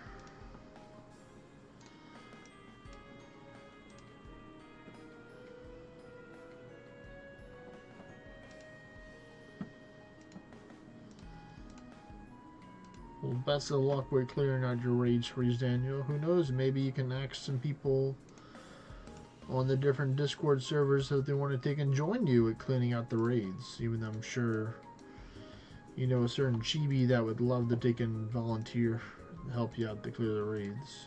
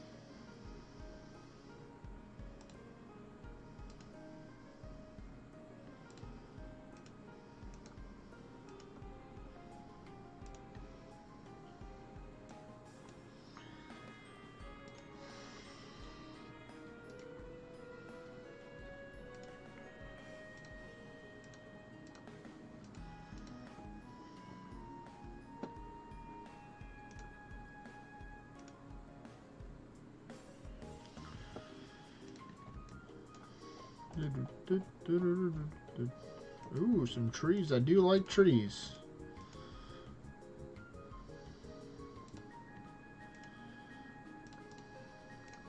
I am a tree enjoyer.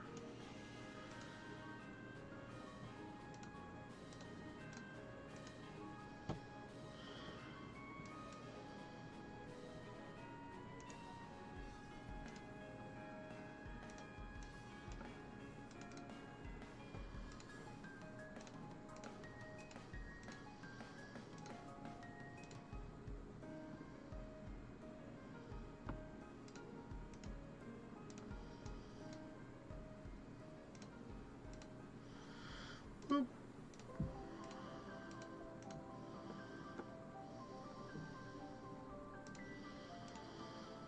Oh yeah, more power now that I got the crit boost. So we get that one, then we do this, and they all go down. Boop. And then this one over here, same thing, except for the middle one, because the tanky dude or tanky lady.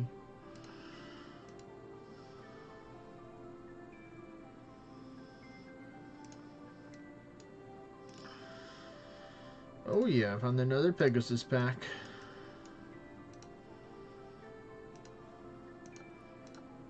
Yeah, I think just from towers alone, I'm getting like a couple of hundreds Nightstone a day. So yeah, I'm slowly chipping away at it day by day to take and get the Nightstone that I need for my class. Another pack over there. I don't mind if I do. The pity doodah.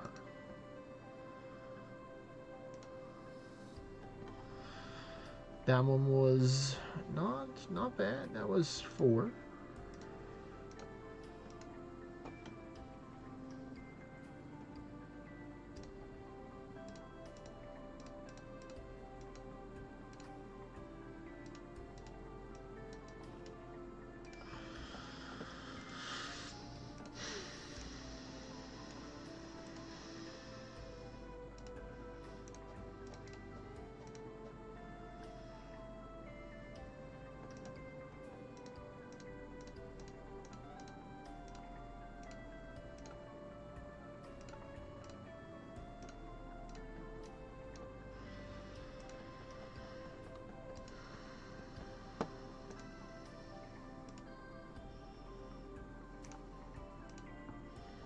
I said, here, have more keys. I know you don't want them, but we're going to give them to you anyway. It's like, okay.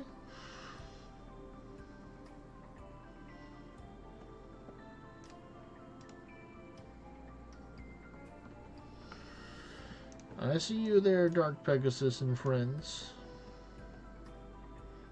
Nice, 6 Nightstone.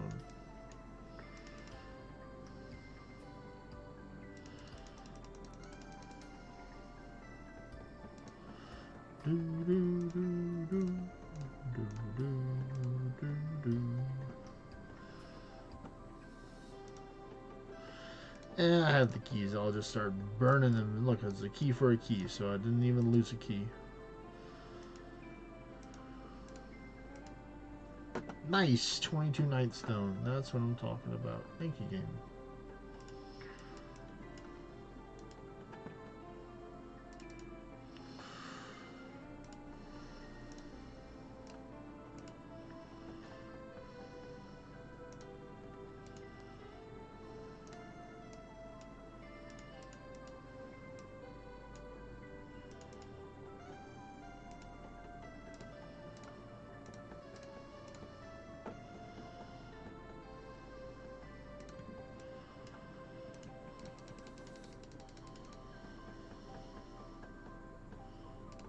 Nice. 5 more added to my pocketbooks. Ooh,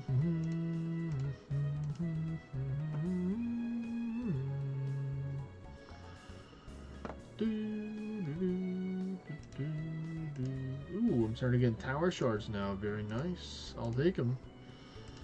That's an easy puzzle, but it's quicker just to use the key.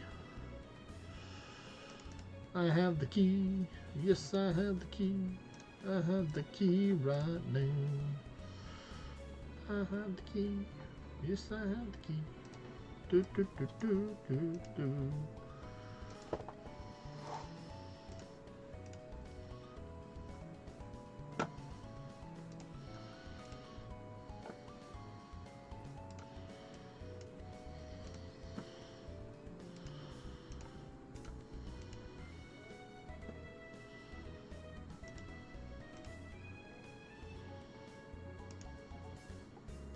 Another key.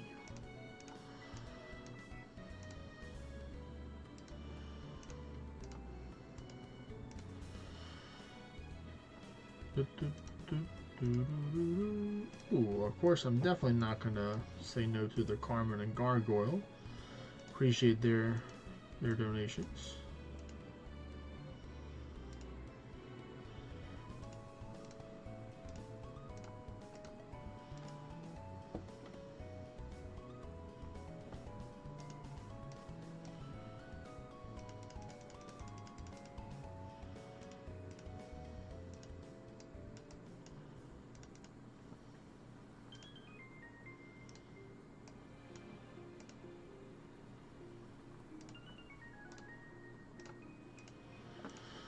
Almost there to the final floor.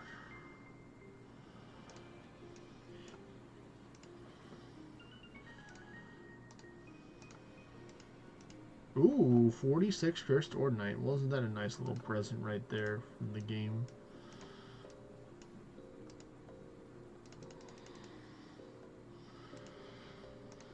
Alright, Oceanus. I choose you.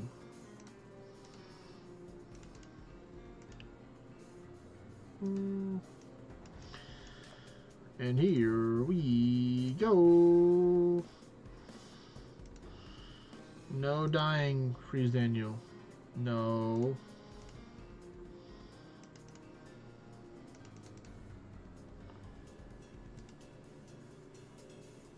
The Monster Energy drink has no effect on me.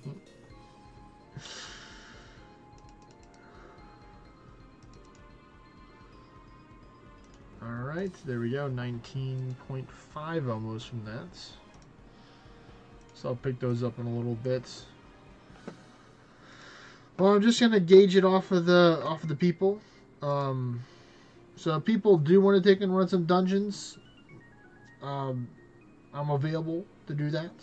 But if not, I'm probably gonna conclude the stream early, take a break, and then I'll go run some dungeons. So either way, I'm gonna run some dungeons. If people want to do it on stream, you know, they're more than welcome to take and say, hey, you know, I'm ready to do some dungeons, and we can do some dungeons. But if y'all don't, you know, I'm going to give it a couple minutes. See?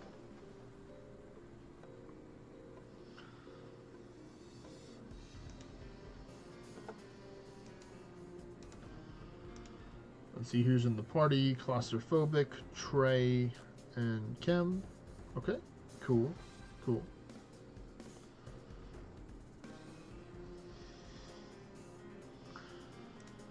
So I'll give it a couple minutes. Let people, the people are here, let them decide.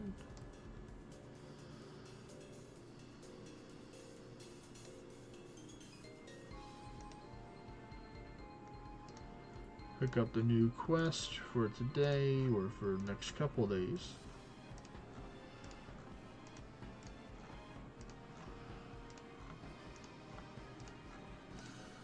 A lot of quests. I'm gonna check and see. Not bad. Almost back up to 200,000 tower shards. Where does that put me at on the leaderboard here? Puts you at number 20. Okay, so 2 more levels and I'll be able to surpass FQEGG and Karamex. A couple more, then I'll be up there. Cool, cool.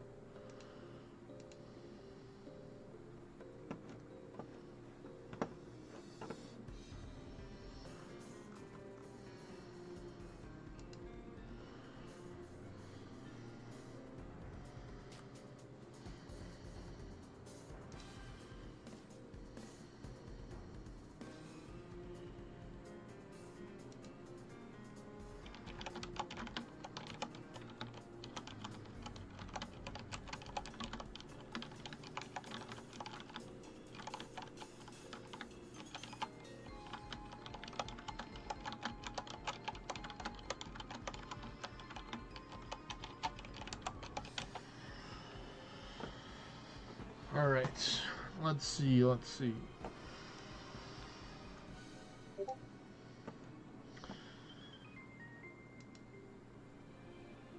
Well, it's been almost 4 hours, so I think what I'm going to do is I'm going to probably just call it here. You know, overall, let me take and show y'all what I'm at in rare mats. I need 4.4k Nightstone. And I need 2.1k Valorites. So I'm not really worrying about that. But thank you everybody for watching. You know the do the things. The follow, the comment, subscribe stuff. I don't have to tell you all that.